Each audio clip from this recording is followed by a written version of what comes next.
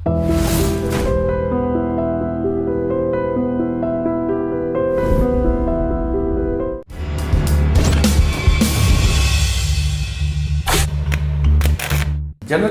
ప్రజలందరికీ కూడా తెలిసింది మావోయిస్ట్ పార్టీ నక్సల్స్ అనుకుంటారు తప్ప నక్సల్స్కి సమాంతరంగా చంద్ర పుల్లారెడ్డి వర్గం ఒకటి ఉండేదని, దాంతోపాటు జనశక్తి కూడా ఉండేది, జనశక్తిలో వేరణ ధరవని రకరకాల గ్రూపుల నుండి ఎలాంటి పరిస్థితులు ఎదుర్కోబట్టి అడుగుబాటు పట్టాల్సి వచ్చిందో. టీచింగ్ చేస్తున్న స్కూల్ కాడికి సిపిఐఎంఎల్ చంద్ర పుల్లారెడ్డి గ్రూప్కి సంబంధించిన 2 లీడర్స్ వచ్చారు. అంటే అక్కడ ఫన్బెక్స్ గ్రూప్ మూలాలోనే, ఫన్బెక్స్ అంటే ఇప్పుడు ప్రతిఘటన అనేబడే పార్టీ ఏదైతే ఉందో,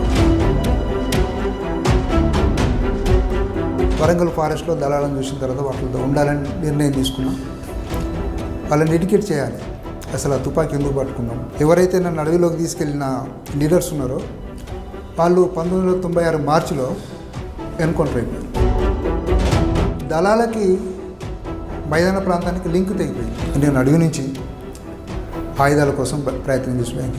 ఈ 2 గ్రూపుల మధ్యనే వివాదాలు, 2 గ్రూపులు ఒకసారి తారసపడడం, వాళ్ళు తెలియకుండా కాల్పులు జరుపుకోవడం ఘటనలు ఇప్పుడు జరిగింది. అవి జరిగినాయి సార్. వాళ్ళు ఏంటంటే, నేను ఓపెన్గా చెప్తున్నా, మావోయిస్ట్ పార్టీకి ఫ్యూడల్ మైండ్, డెమోక్రసీ మైండ్ కాదు అది. ఇప్పుడు చేస్తారా చెప్పండి, అంటే అదేమైంది అది? అప్పుడు కూడా ఇదే అడిగింది. వాళ్ళు భాగవతరాలు రాసేది, ప్రజా ప్రతిఘటన దళాలు ఎక్కడ కనపడితే అక్కడ వేటాడి దాడి చేసి మేము ఛాలెంజ్ చెప్పినాం. సైలెంట్ అయింది. ఈ వివాదం అనేది ఉంటూనే దీన్ని ఆసరాగా చేసుకుని పోలీసులు కూడా మీ ఇద్దరి మధ్య మరింత పచ్చగా. పోలీసు ఏం చేసిందంటే, ఆయుధాలు కొనుక్కోవడానికి మీకు నిధులు ఎక్కడివి? ₹1 కోటి సంపాదించినప్పుడు 10 లక్షలు ₹1,00,000 ఇచ్చిన వాడు వచ్చే నష్టం ఏమన్నా చెప్పండి? కరప్షన్ చేసి సంపాదిస్తున్నాడు కదా. మరి ఎందుకంటే పీపుల్స్ వార్ పార్టీకి ఉన్నంత క్రేజ్ రాలేదు? మా సంఖ్యకు తగ్గకంటే ఎక్కువ ఆయుధాలు మా దగ్గర ఉన్నాయి. AK-56 పరిచయం చేసిన స్టేట్ నక్సలైట్ మూవ్మెంట్కు 1997లో పెన్ను, అది పెన్ను ఒక గన్ను, సేమ్ అసంటి గన్నులే పట్టుకోవచ్చు. అప్పట్లో ప్రజాప్రమైన దాడులు చేయడం, ప్రజల ఆస్తులను ధ్వంసం చేయడం కూడా జరిగేది కదా. ప్రజల ఆస్తులు ఎక్కడ ధ్వంసం చేయలేదండి. ప్రజల ఆస్తులు అంటే ప్రభుత్వ ఆస్తులు, ప్రభుత్వ ఆస్తులు అని అంటే ప్రభుత్వము, మేము అడవిని కాపాడింది ఫారెస్ట్ డిపార్ట్మెంట్ కాదు, మేము ఫారెస్ట్ ఎంప్లాయీస్ అడవిని కాపాడుతారని కూడా పెద్ద తప్పండి. వాళ్ళే పెద్ద స్మగ్లర్స్, దొంగలు. ఏ పార్టీ అధికారం ఉంటుందో ఆ పార్టీకి సంబంధించిన వీళ్ళే లోడ్లో కొద్దిగా తీసుకోవడం అమ్ముకోవడం. హానెస్ట్ అంటే ఎవడైతే చట్టపరమైన హక్కులు కలిగి, న్యాయపరమైన హక్కులు కలిగి, అంటే చట్టపరమైన న్యాయం కాకుండా ఇంకో న్యాయం ఉంటుంది. అవతలవాడు ఎంత పెద్ద బిగ్ షాట్ కానీ వాడిని గట్టి వారంగా ఇస్తాం. డైరెక్ట్ ఇవ్వకుండా ఇండైరెక్ట్ అని ఇస్తాను. పని అయిపోద్ది రాబోయే. ములుగు దగ్గర జరిగిన ఎన్కౌంటర్లో చంద్ర పుల్లారెడ్డి గారి వర్గంకి చాలా పెద్ద దెబ్బ తగ్గింది. ములుగు ప్రాంతంలో జరిగింది. జనశక్తి పార్టీకి సంబంధించిన జగ్గన్నగూడెం విలేజ్లో కామ్రేడు రంగవల్లి గారి దళం ఉంటే చంపేశారు.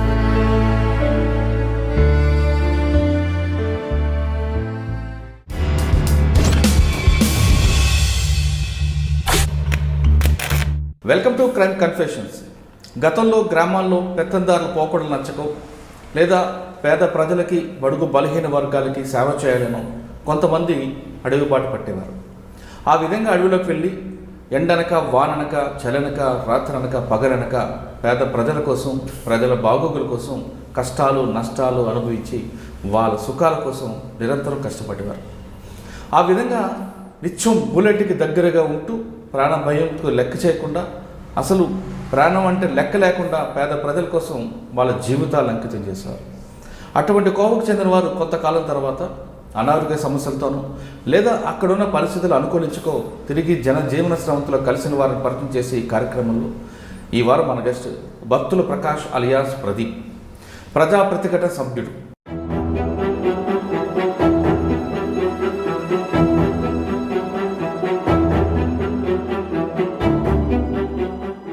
ఒకప్పుడు చంద్ర పుల్లారెడ్డి వర్గంలో దళ నిర్మాణం దగ్గర నుండి పత్రిక నడిపే వరకు ఆయన కీలక పాత్ర పోషించారు. భక్తుల ప్రకాష్ అలియాస్ ప్రదీప్ గారు ఎందుకు అడవిబాటు పట్టాల్సి వచ్చింది, వెళ్ళిన తర్వాత అక్కడ పరిస్థితులకు అనుగుణంగా ఎంతకాలం పనిచేశారు, మరి తిరిగి ఎందుకు జనజీవన స్రవంతిలో కలిశారు, ఇక్కడ వచ్చిన తర్వాత ఇప్పుడున్న పరిస్థితులు ఏ విధంగా ఉన్నాయన్న అంశాలని ప్రదీప్ గారిని తెలుసుకున్నాం. ప్రదీప్ గారు నమస్తే. నమస్తే. భక్తుల ప్రకాష్ అలియాస్ ప్రదీప్ గారు, ప్రజా ప్రతిఘటన. జనరల్గా ప్రజలందరికీ కూడా తెలిసింది మావోయిస్ట్ పార్టీ నక్సల్స్ అనుకుంటారు తప్ప నక్సల్స్కి సమాంతరంగా చంద్ర పుల్లారెడ్డి వర్గం ఒకటి ఉండేదని, దాంతోపాటు జనశక్తి కూడా ఉండేది. జనశక్తిలో వీరణ దళ ఇలా రకరకాల గ్రూపులను ఉండేవి. ఎప్పుడైతే ఇవన్నీ కలిపి మావోయిస్ట్ పార్టీకి వచ్చిందో, మావోయిస్ట్ పార్టీ ఒకటే అనుకుంటున్నారు కానీ దానికి ముందు చాలా వర్గాలు ఉండేవి. అంటే ఎవరు ఎన్ని గ్రూపులున్నా లక్ష్యం మాత్రం పేద ప్రజలను కాపాడడం, బడుగు బలహీన వర్గాల బాగు కోసం పనిచేశారు తప్ప వేరే స్వార్థం కోసం కాదు. ఆ విధంగా ఏర్పడిన చంద్ర పుల్లారెడ్డి వర్గంలో అప్పుడున్న పరిస్థితులు ఏ విధంగా ఉండేవి, అసలు చంద్ర పుల్లారెడ్డి గారి వర్గం గురించి కానీ ఆ చంద్ర పుల్లారెడ్డి గారికి సంబంధించిన వ్యవస్థ గురించి ఎవరికి తెలియదు. అవన్నీ మీ ద్వారా రావాలి. ముందుగా చంద్ర పుల్లారెడ్డి గారి వర్గం గురించి చెప్పే ముందు బత్తుల ప్రకాష్ అలియాస్ ప్రదీప్ గారి కుటుంబ నేపథ్యం ఎలాంటి పరిస్థితులు ఎదుర్కోబట్టి అడుగుబాటు పట్టాల్సి వచ్చిందో ఒకసారి చెప్పండి. బత్తుల ప్రకాష్ అనే విద్యార్థి ఒక నక్సల్ పార్టీ లీడర్గా ప్రదీప్గా ఎట్లా మారిన అనేది కావాలి. అవును. మాది ఉమ్మడి ఆదిలాబాద్ జిల్లా జన్నార మండల్ మొరిగూడ గ్రామం. మా గ్రామంలో ఒక దళితులు తప్ప వేరే కులాలు లేవు. ఒక వాగుని ఆనుకొని ఉన్న గ్రామం అది. వర్షాలు వస్తే, వరదలు వస్తే మేము స్కూల్కి పోవటం కష్టం. అప్పుడు మా అమ్మ నాన్న మమ్మల్ని హాస్టల్లో జాయిన్ చేశారు. అప్పుడు సోషల్ వెల్ఫేర్ హాస్టల్లో వెళ్ళి మేము చదువుకున్నాం.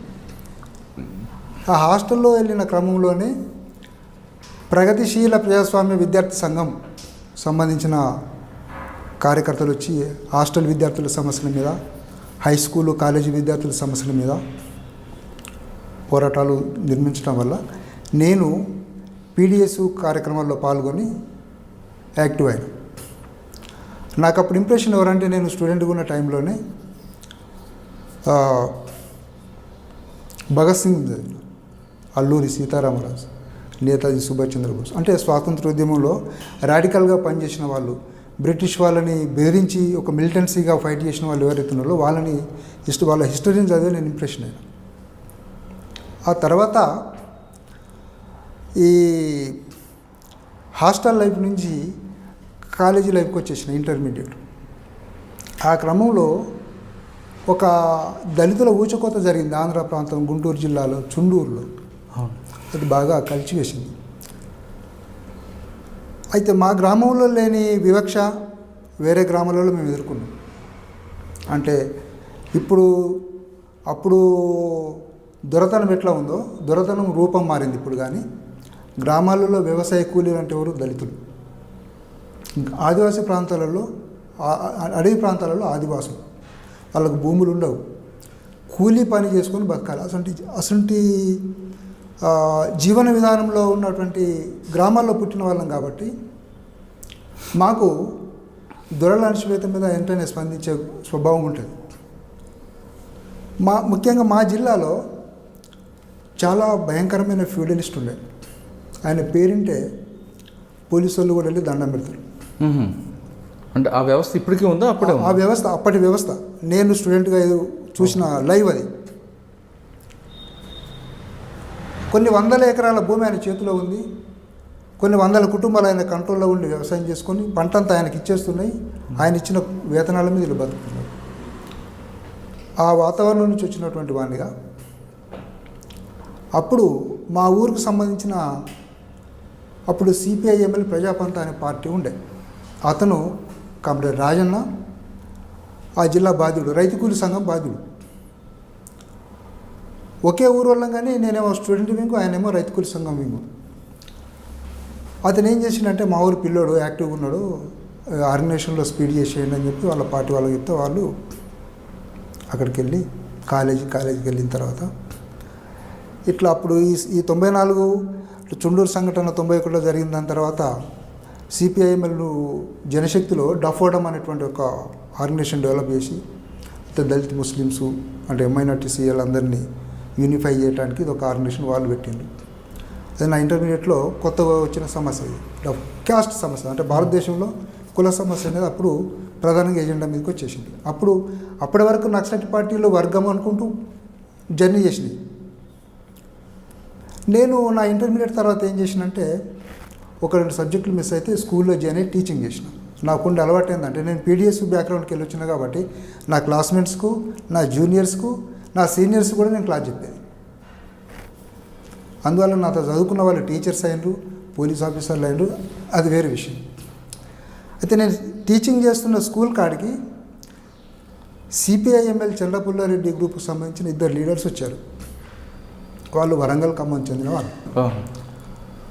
అంటే అక్కడ ఫన్బక్ష్ గ్రూప్ మూలాలు ఉన్నాయి. ఫన్బక్ష్ అంటే ఇప్పుడు ప్రతిఘటన అనే పార్టీ ఏదైతే ఉందో దాని మూలాలు అక్కడ ఉన్నాయి. అంటే మిలిటెన్సీ ఉన్నారు చాలామంది. అప్పుడు ఎన్కౌంటర్లలో పోయారు మిగిలిన వాళ్ళు. అప్పుడు ఏం జరిగిందంటే వాళ్ళు వచ్చి, నువ్వు టీచర్కి చేయాల్సింది కాదు, నీ స్కూల్ వదిలేసి నువ్వు అండర్గ్రౌండ్కి వచ్చాయని అన్నారు. నువ్వు పార్టీకి అవసరం, రహస్య నక్సలైట్ పార్టీకి నువ్వు అవసరం కాబట్టి రావాలని ప్రపోజల్ పెట్టారు. అప్పుడు నా పరిస్థితి ఏంటంటే, నా ఇంటర్మీడియట్ వరలో కూడా మాకు పుస్తకాలకి డబ్బులు లేవు, ఫీజులు కట్టడానికి డబ్బులు లేవు, సరైన బట్టలు లేవు. అంటే అంత భయంకరమైన పేదరికంలో మేము లైఫ్ గడిపినాం. అంటే అప్పుడున్న సామాజిక ఆర్థిక పరిస్థితులు కూడా అట్లాగే ఉన్నాయి. అంటే మాయని కాకుండా ఒక దళితులే కాకుండా బీసీలు కూడా అట్లాగే ఉన్నారు అప్పుడు. అది ఎందుకో వాళ్ళు నాకు చెప్పింది అంటే, ఆ లీడర్స్ ఇద్దరు 96 మార్చిలో ఎన్కౌంటర్ అయ్యారు. వాళ్ళు కామ్రేడ్ చెలమన్న, కామ్రేడ్ కృష్ణన్న, వాళ్ళిద్దరు బీసీలు. చెలమన్న అనేట అతను వచ్చేసేమో చాకలి కమ్యూనిటీ రజక, కృష్ణ అన్న అనేట అతనేమో యాదవ్. వీళ్ళిద్దరూ సిపిఐఎంఎల్ ప్రతిఘటనలో ఒక నాయకత్వ స్థాయిలో ఉన్న రెడ్లకు ఫైట్ చేసి, అంటే వాళ్ళ మీద తిరుగుబాటు చేసి బయటకు వచ్చిన వీళ్ళు. ఇప్పుడు గ్రామాల్లో దొరలకు వ్యతిరేకంగా ఎట్లయితే కూలీలు పోరాటాలు నిర్మించారో, అక్కడ దళం నిర్మించినటువంటి లీడర్స్ కూడా రెడ్లకు వ్యతిరేకంగా బీసీలు వచ్చారు. మేము బీసీలం అని వాళ్ళ కులాల పేర్లు చెప్పుకున్నారు. మనమంతా ఐక్యంగా ఉండాలి. అంటే అణిచివేతకు గురవుతున్నటువంటి కమ్యూనిటీస్ కులాలు ఏవైతున్నాయో ఐక్యంగా ఉండి మనం సొంతంగా మనం పార్టీ పెట్టినాం, ఈ పార్టీలో నువ్వు పనిచేయాలని చెప్పి నన్ను పట్టుకొచ్చి వరంగల్ ఫారెస్ట్ నుంచి పెట్టినాం. నాకు వరంగల్ అడవి తెలియదు. అప్పుడు మా యొక్క 5-6 దళాలు ఉండే, ఒక 100 మంది ఫోర్స్, అత్యాధునిక ఆయుధాలు ఉన్న దళం అది. అప్పుడు మావోయిస్ట్ పార్టీకి అంత బలమైన ఆయుధాలు లేవు. చంద్రపుల్లారెడ్డి మావోయిస్ట్ పార్టీ కూడా కాదు, నక్సల్ అది పీపుల్స్ వార్ అన్నీ అవి లేవాయి. ఆ క్రమంలో అయితే ఇక్కడ అండర్గ్రౌండ్కి రావడానికి ముందు నా 10th క్లాస్ 9th క్లాస్ పీరియడ్లో సిపిఐఎంఎల్ ప్రజాపంత అక్కడ ఒక దళం వేసింది. ఆ దళానికి కమాండర్ మా ఊరు అతను. నేను స్టూడెంట్గా పోయి దళంతో ఉండేది, మళ్ళీ వచ్చి స్కూల్లో చదువుకునేది. దళంతో ఆయుధాలు పట్టుకొని పోయి 2 రోజులు దళంతో ఉండేది. హాలిడేస్ వచ్చినట్టు పోయి దళంతో ఉండేది. తర్వాత బయటకు వచ్చి స్కూల్ చెప్పేది చదువుకునేది. మళ్ళీ స్టడీ ఆయుధం 2 ఒకే కాలంలో జరిగినాయి నాకు. ఈ జరిగిన టైంలో ఏమైందంటే, అప్పుడే 91లో సబ్మిషన్ గన్ ప్రయోగించినాం. 1991లో దళకమండ దగ్గర ఆయుధాన్ని సబ్మిషన్ గన్ను, 303, SLR, స్టెన్ను, 8mm ఇలాంటి ఆయుధాలు ప్రయోగించినాం. ఆ ప్రభావంతో ఎప్పుడైతే నేను స్కూల్ పెట్టినో, వీళ్ళు వచ్చి నన్ను లాక్కెళ్ళిన తర్వాత ఆ ప్రభావం ఉన్నది కాబట్టి నేను పోవాల్సి వచ్చింది. అంటే ఈ ఆయుధాలు మీకు ఎవరు ట్రైనింగ్ ఇచ్చారు? అప్పుడు దళంలో ఉండే సీనియర్స్, అది నాకంటే ముందు నిర్మాణమైన దళాలు కదా, వాళ్ళ సీనియర్స్ ఇచ్చేది. అంటే మీకు ముందు ఆయుధం పట్టుకోవడానికి ప్రధానంగా కారణం చుండూరు ఊచకోత, అదొక కారణం. అది ఇంప్రెషన్ కలిగించింది నాకు మీద. ఆ తర్వాత ఎప్పుడైతే వరంగల్ అడవిలోకి వచ్చినో, అక్కడ దళాలను చూసినో, అక్కడ ఉన్న వాళ్ళంతా చదువు లేకుండా, తిండి లేకుండా, బట్టలు లేకుండా కేవలం ఆయుధాలు ధరించున్నారు. చెట్లలో ఒకరుగా బతుకుతున్నారు అక్కడ వరంగల్ ఖమ్మం అడవి ప్రాంతంలో.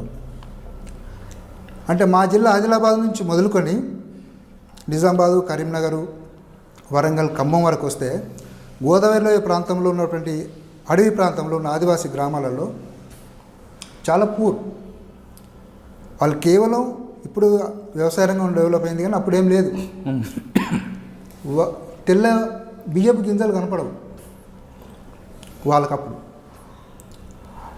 అక్కడక్కడ హాస్టల్స్ ఉంటే, ఆశ్రమ స్కూల్ ఉంటే వాటిలోకి వెళ్ళి రైస్ అండేది.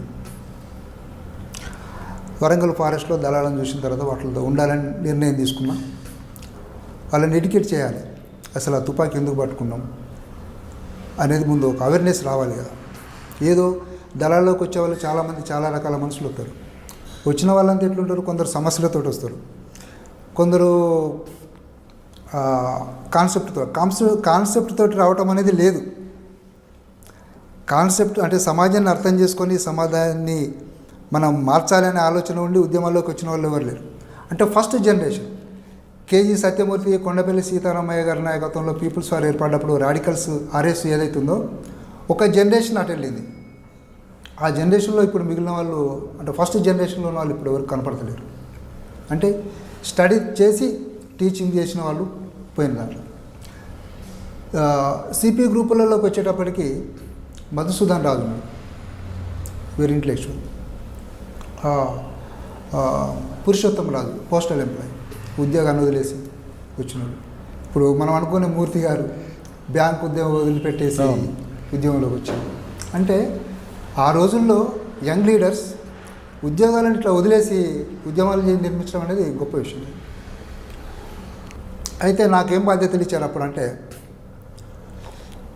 నేను అడవిలోకి రావడమే ఎన్టీ రామారావు గవర్నమెంట్ అధికారంలోకి వచ్చింది 94 ఎలక్షన్ల తర్వాత. రెండోసారి 2094 అదే రెండోసారి కదా. 95లో ఎవరైతే మా గ్రూప్ లీడర్స్ ఉన్నారో ఒక 4-5 పెద్ద ఎన్కౌంటర్ జరిగింది. ఇక్కడ వరంగల్ హైదరాబాద్లో పట్టుకున్నారు, పరకాల ఏరియా వరంగల్ ప్రాంతంలో కాల్ చేశారు. అయ్యో, వాళ్ళతోటి డబ్బు ఆయుధాలన్నీ పోయినాయి, చాలా బలహీనపడ్డది.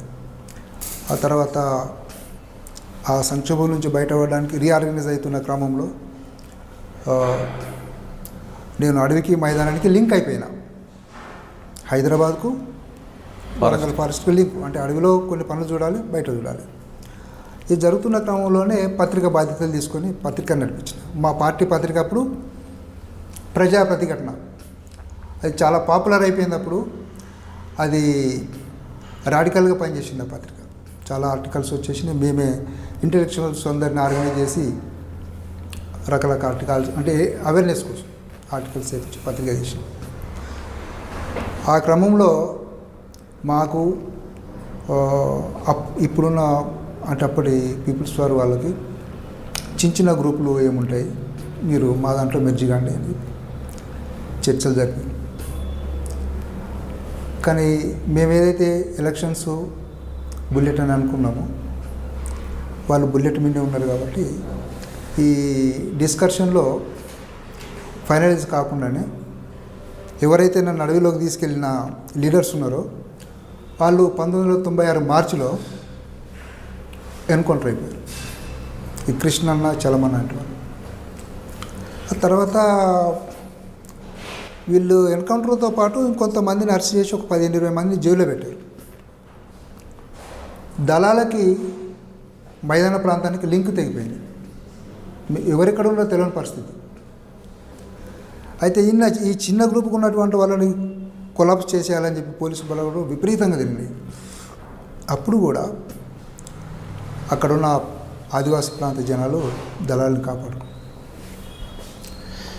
అట్లా వీళ్ళు అమరత్వం పొందడం,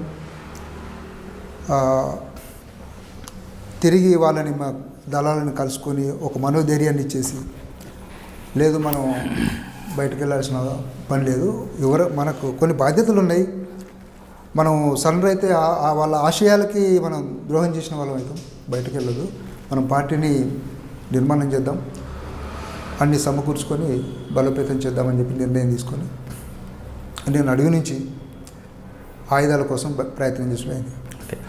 ఇక్కడ మీరు వరంగల్, ఖమ్మం ఆ ప్రాంతంలో మీరు చెప్తున్నట్లుగా పీపుల్స్ వార్ పార్టీ, మరోవైపు ప్రజా ప్రతిఘటన, ఈ రెండు గ్రూపుల మధ్యన వివాదాలు, ఈ రెండు గ్రూపులు ఒకసారి తారసపడడం, వాళ్ళు తెలియకుండా కాల్పులు జరుపుకోవడం ఘటనలు ఇప్పుడు జరిగింది. అవి జరిగినాయి సార్. వాళ్ళు ఏంటంటే, నేను ఓపెన్గా చెప్తున్నా, మావోయిస్టు పార్టీది ఫ్యూడల్ మైండ్, డెమోక్రసీ మైండ్ కాదు అది. ఇప్పుడు రెండు గ్రూపులు రాజ్యానికి వ్యతిరేకంగా పోరాడుతున్నప్పుడు బలహీనుని ఏం చేయాలి? సపోర్ట్ ఇవ్వాలి, లేదా మాతో కలిసి రావాలి. మీ పార్టీ ఏం చేస్తుంది? మీరు వచ్చి మా దాంట్లో మెర్జీ కండి అంటే మీ పార్టీకి సరెండర్ కానుండి మీరు దాడి చేస్తారా చెప్పండి. అంటే అదేమైంది? అది అప్పుడు కూడా ఇదే అడిగిన వాళ్ళు భాగవతురాలు రాసేది, ప్రజా ప్రతిఘటన దళాలు ఎక్కడ కనపడితే అక్కడ వేటాడి దాడి చేసారు. అవును. మేము ఛాలెంజ్ చెప్పినాం, పెద్ద రాజ్యాన్ని ఢీకొంటున్నాం, మీరంతా అన్నాం, సైలెంట్ అయిపోయారు. అయితే ఆ రోజు అంటే ఈ వివాదం అనేది ఉంటూనే దీన్ని ఆసరాగా చేసుకుని పోలీసులు కూడా మీ ఇద్దరి మధ్య మరింత పచ్చగడ్డేసే ఎక్కడ జరగలేదు. అంటే పోలీసు ఏం చేసిందంటే సినిమా చూసినట్టు చూసారు, కొట్టుకుంటే ఎవరు కొట్టి చూద్దాం ఫైనల్గా ఉండి వెళ్తాడని. పోలీసు డ్యూటీ ఏంది, 2 గ్రూపులు కాల్చుకుంటే ఎవరైనా చచ్చిపోతే ఆ డెడ్ బాడీ వచ్చి రికవరీ చేసుకొని పోస్ట్ మార్టం చేసి పంపారు. అంటే ఈ వివాదం మరింత ఎక్కువగా రాజకట్టడానికి పోలీసులు తమంత కృషి చేశారన్నది కూడా, అంటే మీకు వ్యతిరేకంగా వాళ్ళ మీద పోస్టర్స్ లేదా వాళ్ళ మీద మీకు పోస్టర్స్ ఇటువంటి కూడా వేసి అట్లాంటి ఏమీ జరగలేదు. కాకపోతే పోలీసు క్రియేట్ చేసి చేసుకోవచ్చు గ్రూపుల మధ్య, కానీ ఎలిగేషన్స్ అనేటువంటి కూర్చొని మాట్లాడుకున్న సందర్భాలు చాలా ఉన్నాయి. కాకపోతే ఏంటంటే వాళ్ళు ఈ ఊళ్ళో దొరెట్లయితే డామినేట్ చేస్తాడో అడవిలో వాళ్ళు అట్లా డామినేట్ చేసి చిన్నపిల్లారెడ్డి గ్రూపుల మీద అది. కాకపోతే వాళ్ళు మేము రెండింటి మధ్య ఉండేది ఏంటంటే ఈ 2 చారుబసుధర్ నాయకత్వంలో నిర్మాణమైన పీపుల్స్ వారు కానీ, అంటే కేజీ సత్యమూర్తి, కొండపల్లి సీతారామయ్య గారు వివాదాల విషయంలో సత్యమూర్తి గారిని నేను అడవిలోకి తీసుకెళ్ళాను. ఒకటి చెప్పేసి మీకు ఆ క్లారిటీ ఇస్తాను. నేను అడవి నుంచి బయటకు వెళ్ళొచ్చాను కదా ఆయుధాల కోసం, మా దళాలకు ఆయుధాలు సమకూర్చాలని చెప్పి. ఎక్కడికి వెళ్ళారు అప్పుడు? నేను ఒరిస్సా, బెంగాల్, బీహార్, కాఠ్మండు, బర్మా, బంగ్లాదేశ్ వరకు బై పైదల్. అంటే నేపాల్ దేశంలో నడకతోటి కొన్ని 100 కిలోమీటర్లు తిరిగిన ఆయుధాల కోసం. అంటే ఎక్కడ మీరు అంటే సమకూర్చుకున్నాం. దాన్ని ఆనుకొని ఉన్న కంట్రీస్ ఉన్నాయి, చిన్న కంట్రీస్. వాళ్ళు ఆయుధాలు అమ్ముకుంటే బతికేటోళ్ళు ఉన్నారు అక్కడ. ఏ పని లేదు, ఒక ఆయుధాన్ని సమకూర్చుకుంటే దాన్ని అమ్ముకుంటూ వచ్చిన డబ్బులతోటి నిత్యావసరాలు కొనుక్కొని జీవించే కుటుంబాలు ఉన్నాయి ఆ దేశాలలో. ఆయుధాలు కొనుక్కోవడానికి మీకు నిధులు ఎక్కడివి? మాకు నిధులు అంటే మేము మా ఏ ప్రాంతంలో పనిచేసిన భూస్వాములు, కాంట్రాక్టర్లు ఎవరైతే ఉన్నారో వాళ్ళని ఖచ్చితంగా దంచి వసూలు చేసేది. ఆ డబ్బుని మేము ఆయుధాల కోసం, ఉద్యోగ నిర్మాణం కోసం ఉపయోగించేది. అంటే వాళ్ళని వాడు 100 కోటి రూపాయలు సంపాదించినప్పుడు 10 లక్షలు, 1 లక్ష రూపాయలు ఇచ్చిన వాడు వచ్చే నష్టం ఏమన్నా చెప్పండి. కరప్షన్ చేసి సంపాదిస్తున్నాడు కదా, హానెస్ట్గా సంపాదిస్తున్నాడా? ఏ కాంట్రాక్టర్ అయినా హానెస్ట్గా సంపాదించారా చెప్పమనండి. హానెస్ట్గా ఉండి ఉద్యమాలకు సహకరించిన వాళ్ళని ఎవరిని ఇబ్బంది పెట్టలేదు. ఇవి మా గ్రూప్ కాదు, ఏ నక్సలైట్ పార్టీ కూడా వ్యాపారులని, కాంట్రాక్టర్లని స్నేహం మెయింటైన్ చేసి వనరులు సమకూర్చుకున్నది. కొందరు ఉంటారు ఎటిచ్చి అటు చెప్పేటోళ్ళు, వాళ్ళ సంగతి అట్లనే చూసుడైంది. సరే, కేజీ సత్యమూర్తి గారికి చెప్పండి. అయితే నేను ఇవన్నీ సమకూర్చుకున్న తర్వాత దళం బలోపేతమైంది. మాకు లీడర్షిప్ కావాలి, సైద్ధాంతిక నాయకత్వం అనేది మాకు లేదు. మాకు దళాలు ఉన్నాయి, ఫైట్ చేసే మిలిటెంట్స్ ఉన్నారు, సహకరించే ప్రజలు ఉన్నారు, ఆధునిక ఆయుధాలు ఉన్నాయి, కొన్ని 100 మంది క్యాడర్ ఉన్నారు. ఏం చేయదు అంటే వీళ్ళని ఈ సైన్యానికి నాయకత్వం వహించే లీడర్షిప్ నా ఒక్కని వల్ల అయితే లేదు. టోటల్ మా పార్టీలో చదువుకున్న నేను ఒక్కనే ఉన్నా చూస్తే. ఇంకా చదువుకున్న వాళ్ళు కావాలి, ఆ చదువుకున్న వాళ్ళలో భావజాలం కలిగిన వాళ్ళు కావాలి, కమిట్మెంట్ ఉన్న వాళ్ళు కావాలి, క్యారెక్టర్ ఉన్న వాళ్ళు కావాలి, ఎథిక్స్ ఉన్న వాళ్ళు కావాలి, హ్యూమానిటీ ఉన్న వాళ్ళు కావాలి. ఇవన్నీ నేను థింక్ చేయాల్సి వచ్చింది. అప్పుడు 1996లోనే విరసా మహాసభలో సత్యమూర్తి గారు పరిచయం అయ్యారు. ఆయన పరిచయం అయిన తర్వాత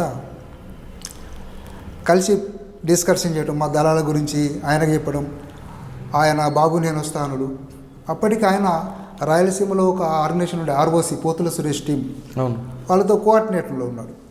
అయితే అది పరిటాల రవి ఇది అన్నీ ఉన్నాయి కాబట్టి కొంత వాళ్ళ మధ్య రిలేషన్షిప్ దెబ్బతిన్న తర్వాత సత్యమూర్తి గారు, బాబు గోదావరిలో ప్రాంతంలో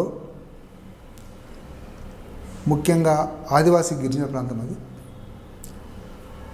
ఆదివాసుల మైండ్ అంతా వైట్ పేపర్. అంటే మా దళాల్లో ఉన్న వాళ్ళంతా వైట్ పేపర్స్, వాళ్ళ మైండ్ మీద ఏది రాస్తే అదే వస్తుంది.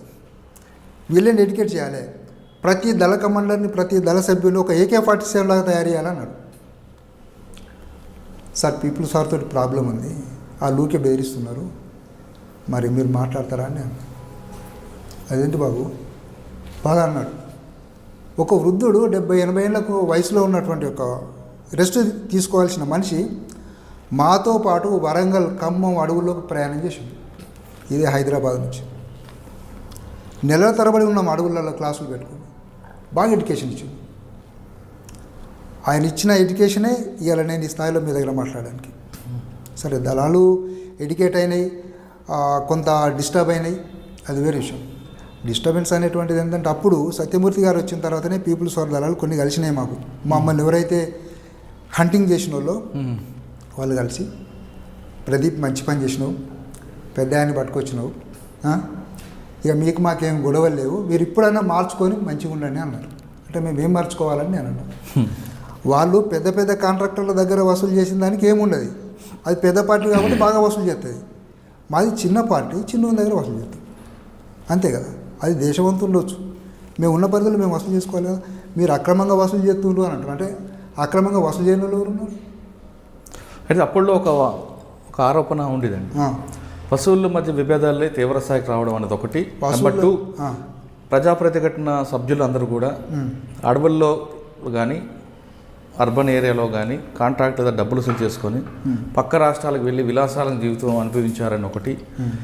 ఈ రెండు నేపథ్యంలోనే దీని బ్యాక్గ్రౌండ్ ఉండడం వల్లే పీపుల్స్ వార్ పార్టీకి ఎక్కువ ప్రాధాన్యత వచ్చింది, ప్రజా ప్రతిఘటనకి ప్రాధాన్యత తగ్గింది అనేది అప్పుడు ఒక వార్త వచ్చింది. అది వాస్తవం అంటారా? అది వచ్చిందంత అంటే ఆ స్టేట్మెంట్ అది పచ్చి అబద్ధం అండి. ప్రజా ప్రతిఘటనలో ఉన్నోళ్ళు ఎస్సీలు ఎస్టీలే. కాంట్రాక్టర్లు కూడా కులం చూస్తారు. ఆ దళంలో నా కులపోడు ఉన్నాడా, వీడు నాకు ఉపయోగపడతాడు అని చూసి వాడు డబ్బు ఇస్తాడు కాంట్రాక్టర్. మా ఎస్సీ ఎస్టీలలో ఎవరైనా కాంట్రాక్టర్ బలిసిన వాళ్ళు ఉన్నారా? ఎవరు ఉంటారు? ఎవరైనా ఇస్తారా డబ్బులు? ఎవరు? అది డబ్బులు వసూలు అయ్యే కాడికి అయిన డబ్బులు దళాలు బతకాలి, ఆయుధాలు సమకూర్చుకోవాలి, ప్రజా సంఘాలు బతకాలి కదా, కార్యక్రమాలు జరగాలి కదా. మేము వసూలు చేసిన డబ్బు ఏది కూడా దుర్వినియోగం కాలేదు. మరి ఎందుకంటే పీపుల్స్ వార్ పార్టీకి ఉన్నంత క్రేజ్ రాలేదు? అంటే వాళ్ళకంటే ఎక్కువ ఆయుధాలు మాకున్నాయి కదా. ఇన్ని ఆయుధాలు ఉన్నాయి. ఫైట్ చేసే వాళ్ళ దగ్గర ఆయుధాలు లేవు, ఫైట్ చేయని వాళ్ళ దగ్గర ఆయుధాలు ఉన్నాయని వాళ్ళ బాధ. మా సంఖ్యకు తగ్గ కంటే ఎక్కువ ఆయుధాలు మా దగ్గర ఉన్నాయి. AK-56 పరిచయం చేసిన స్టేట్ నక్సలైట్ మూవ్మెంట్కు నేను 1997లో 1997లో పెన్ను ఒక గన్ను సేమ్ అసొంటి గన్నులే పట్టుకొచ్చిన. వండర్ అయిపోయారు పోలీస్ ఆఫీసర్లే, పరేషన్ అయిపోయారు. పెన్ను గనులు ఆ జేబులో పెన్ను పెట్టుకొని పక్కని కాల్చేస్తే ఏమైంది? చాలా సింపుల్ క్రైమ్ కదా. క్రైమ్ పెద్దదే కానీ సింపుల్ వెపన్ కదా, జేబులో పెట్టుకొని పోవచ్చు. పెన్ను గన్నులు పట్టుకొచ్చు. AK-56 అనే దాని చరిత్ర ఏంటంటే పురులియా ఆయుధాలు పడ్డాయి చూడండి. పురులియా బెంగాల్ బీహార్ సరిహద్దులో, అంటే ఇప్పుడు జార్ఖండ్, అక్కడ పడ్డ ఆయుధాలకి వెళ్ళి కొన్ని మిస్ అయినాయి. మా మా ప్రయత్నాలలో అవి మాకు దొరికినాయి అంటే ఊరికే దొరకలేదు, లింకు దొరికింది, కొనుక్కొని వచ్చేసి. ఇప్పుడు తెచ్చిన ఆయుధాలు 10-20 దాటడే, లోడే దించేది. దళాలకు అడవిలో ఉన్నోడికి కావాల్సింది ఏంటంటే ఫైట్ చేసేటోడికి ఆధునిక ఆయుధం ఉంటే ధైర్యంగా ఉంటాడు, ఫైట్ చేస్తాడు. ఆయుధాలు లేకపోతే ఈ ఆయుధాలు పట్టుకొని ఫైట్ చేస్తామన్నట్టు ఫీల్ అవుతారు. అప్పుడు స్టేట్కి అంత బలమైన ఆయుధాలు ఇప్పుడు ఉన్నాయి కానీ అప్పుడే ఉన్నాయండి. నక్సలైట్ దళం ఉందంటే పోలీసులు ఎంత దూరం పారిపోయారు. ఒక్క నక్సలైట్ దళం 100 మంది పోలీసులను కొట్టగలుగుతుంది. ఇప్పుడు వీళ్ళకి టెక్నాలజీ పెరిగింది, ఆయుధ సంపత్తి పెరిగింది, సమజీవులు ఇన్ని రకాల ఆయుధాలు, పెన్ను లాంటి గన్నులు తీసుకొచ్చి ఎవరి మీద ప్రయోగించారు? ఎవరి మీద ప్రయోగించలే. ఏం చేశారు? మా ఆత్మస్థైర్యం, మా మనోధైర్యం, మేము ఆయుధాలు సమకూర్చుకున్నాం. చెప్పుకోవడానికి అప్పట్లో ప్రజాప్రతినిధులు దాడులు చేయడం, ప్రజల ఆస్తులను ధ్వంసం చేయడం కూడా జరిగాయి కదా. ప్రజల ఆస్తులు ఎక్కడ ధ్వంసం చేయలేదండి. ప్రజల ఆస్తులు అంటే ప్రభుత్వ ఆస్తులు. ప్రభుత్వ ఆస్తులు అని అంటే ప్రభుత్వం వేటాడి ఎన్కౌంటర్లు చేస్తూ ఉంటే దొరికిన పట్టుకొని పోయి చెట్టు కట్టేసి గాలి చేస్తూ ఉంటే మేము చేతులు కట్టుకొని కూర్చోవాలి ఇక? చెప్పండి. అంటే మా రెసిస్టెన్స్ ఉండాలి వద్దా? మా నిరసన అనేది ఏదో ఒక రూపంలో ఉండాలి. అవును. మేము భౌతిక దాడులు చేయలేము, పోలీస్ ఆఫీసర్లను చంపలేము, బస్సులు గాలబెట్టాల్సి వచ్చింది.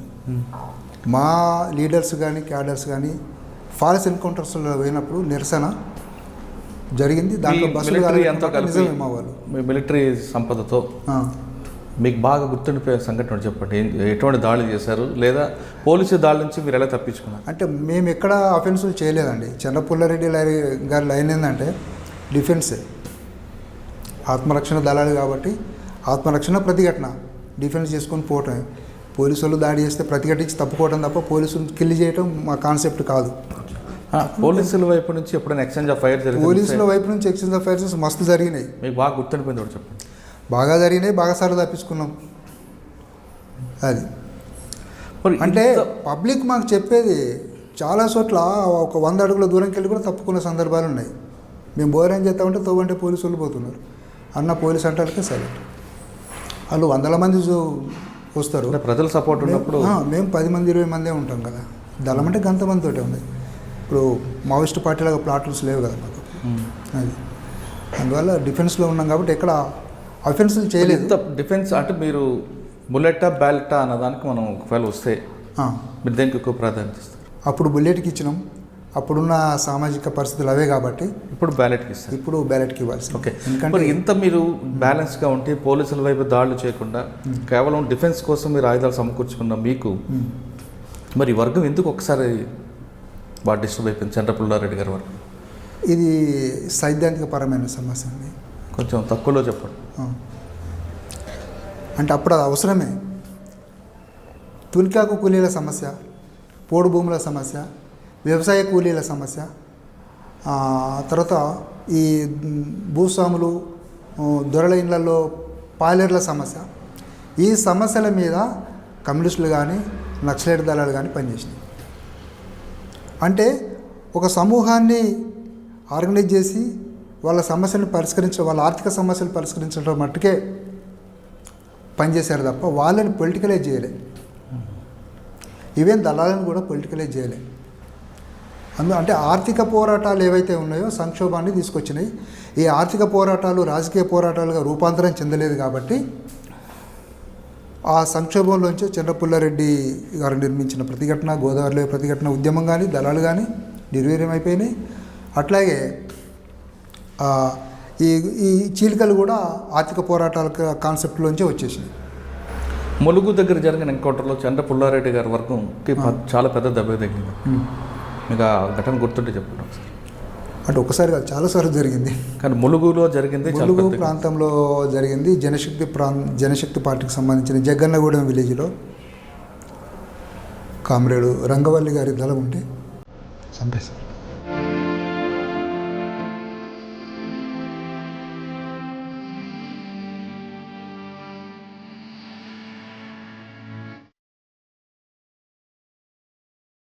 మంచి చలికాలంలో జరిగిన సంఘటనలో కామ్రేడ్ రంగవల్లి గారు ఎన్కౌంటర్ జరిగింది. ఆ ఎన్కౌంటర్ గురించి మీకు తెలుసా అసలు? మీరున్నారు అప్పుడు? నేను దాంట్లో లేను, కానీ అంటే మాది మా దళం కాదు అది. అది భారీ ఎన్కౌంటర్ అంటే అదే అక్కడ జరిగింది. ఇక మాది 98లో మా కామ్రేడ్స్ చనిపోయారు ముద్దులగూడెం దగ్గర. అది భారీ ఎన్కౌంటర్. 2004లో చర్చల తర్వాత జరిగింది ఎన్కౌంటర్ బొల్లపల్లి కొడిశల ప్రాంతంలో, వరంగల్ జిల్లా, అదే గోవిందరాపేట దగ్గర. అది భారీ ఎన్కౌంటరే, ప్రతిఘటన దళం అది. ఏటూరు నగరం అవుట్ వైపు జరిగిందేమో మావోయిస్ట్ పీపుల్స్ వార్కి సంబంధించినటువంటి వాళ్ళు. రంగవల్లి గారి గురించి మీరు చెప్తున్నారు ఒకసారి. రంగవల్లి గారు అని అంటే వెరీ ఇంటలెక్చువల్ లేడీ లీడరు.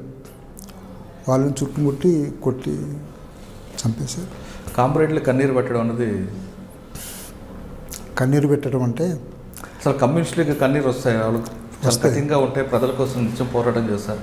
వాళ్ళు ఈ విధంగా అంటే మేము మనుషులు కాదు, మరి మేము రాక్షసులు మనుషులే, కానీ మనుషులలో వర్గ సమాజం కోసం వర్గ సమాజంలో ఒక సమాజ స్థాపనలో వస్తున్న నిర్బంధాలను ఎదుర్కొని సహచరులను కోల్పోయినప్పుడు అది అనివార్యం. ఎంత రాక్షసుడికైనా కన్నీళ్ళు వస్తాయి.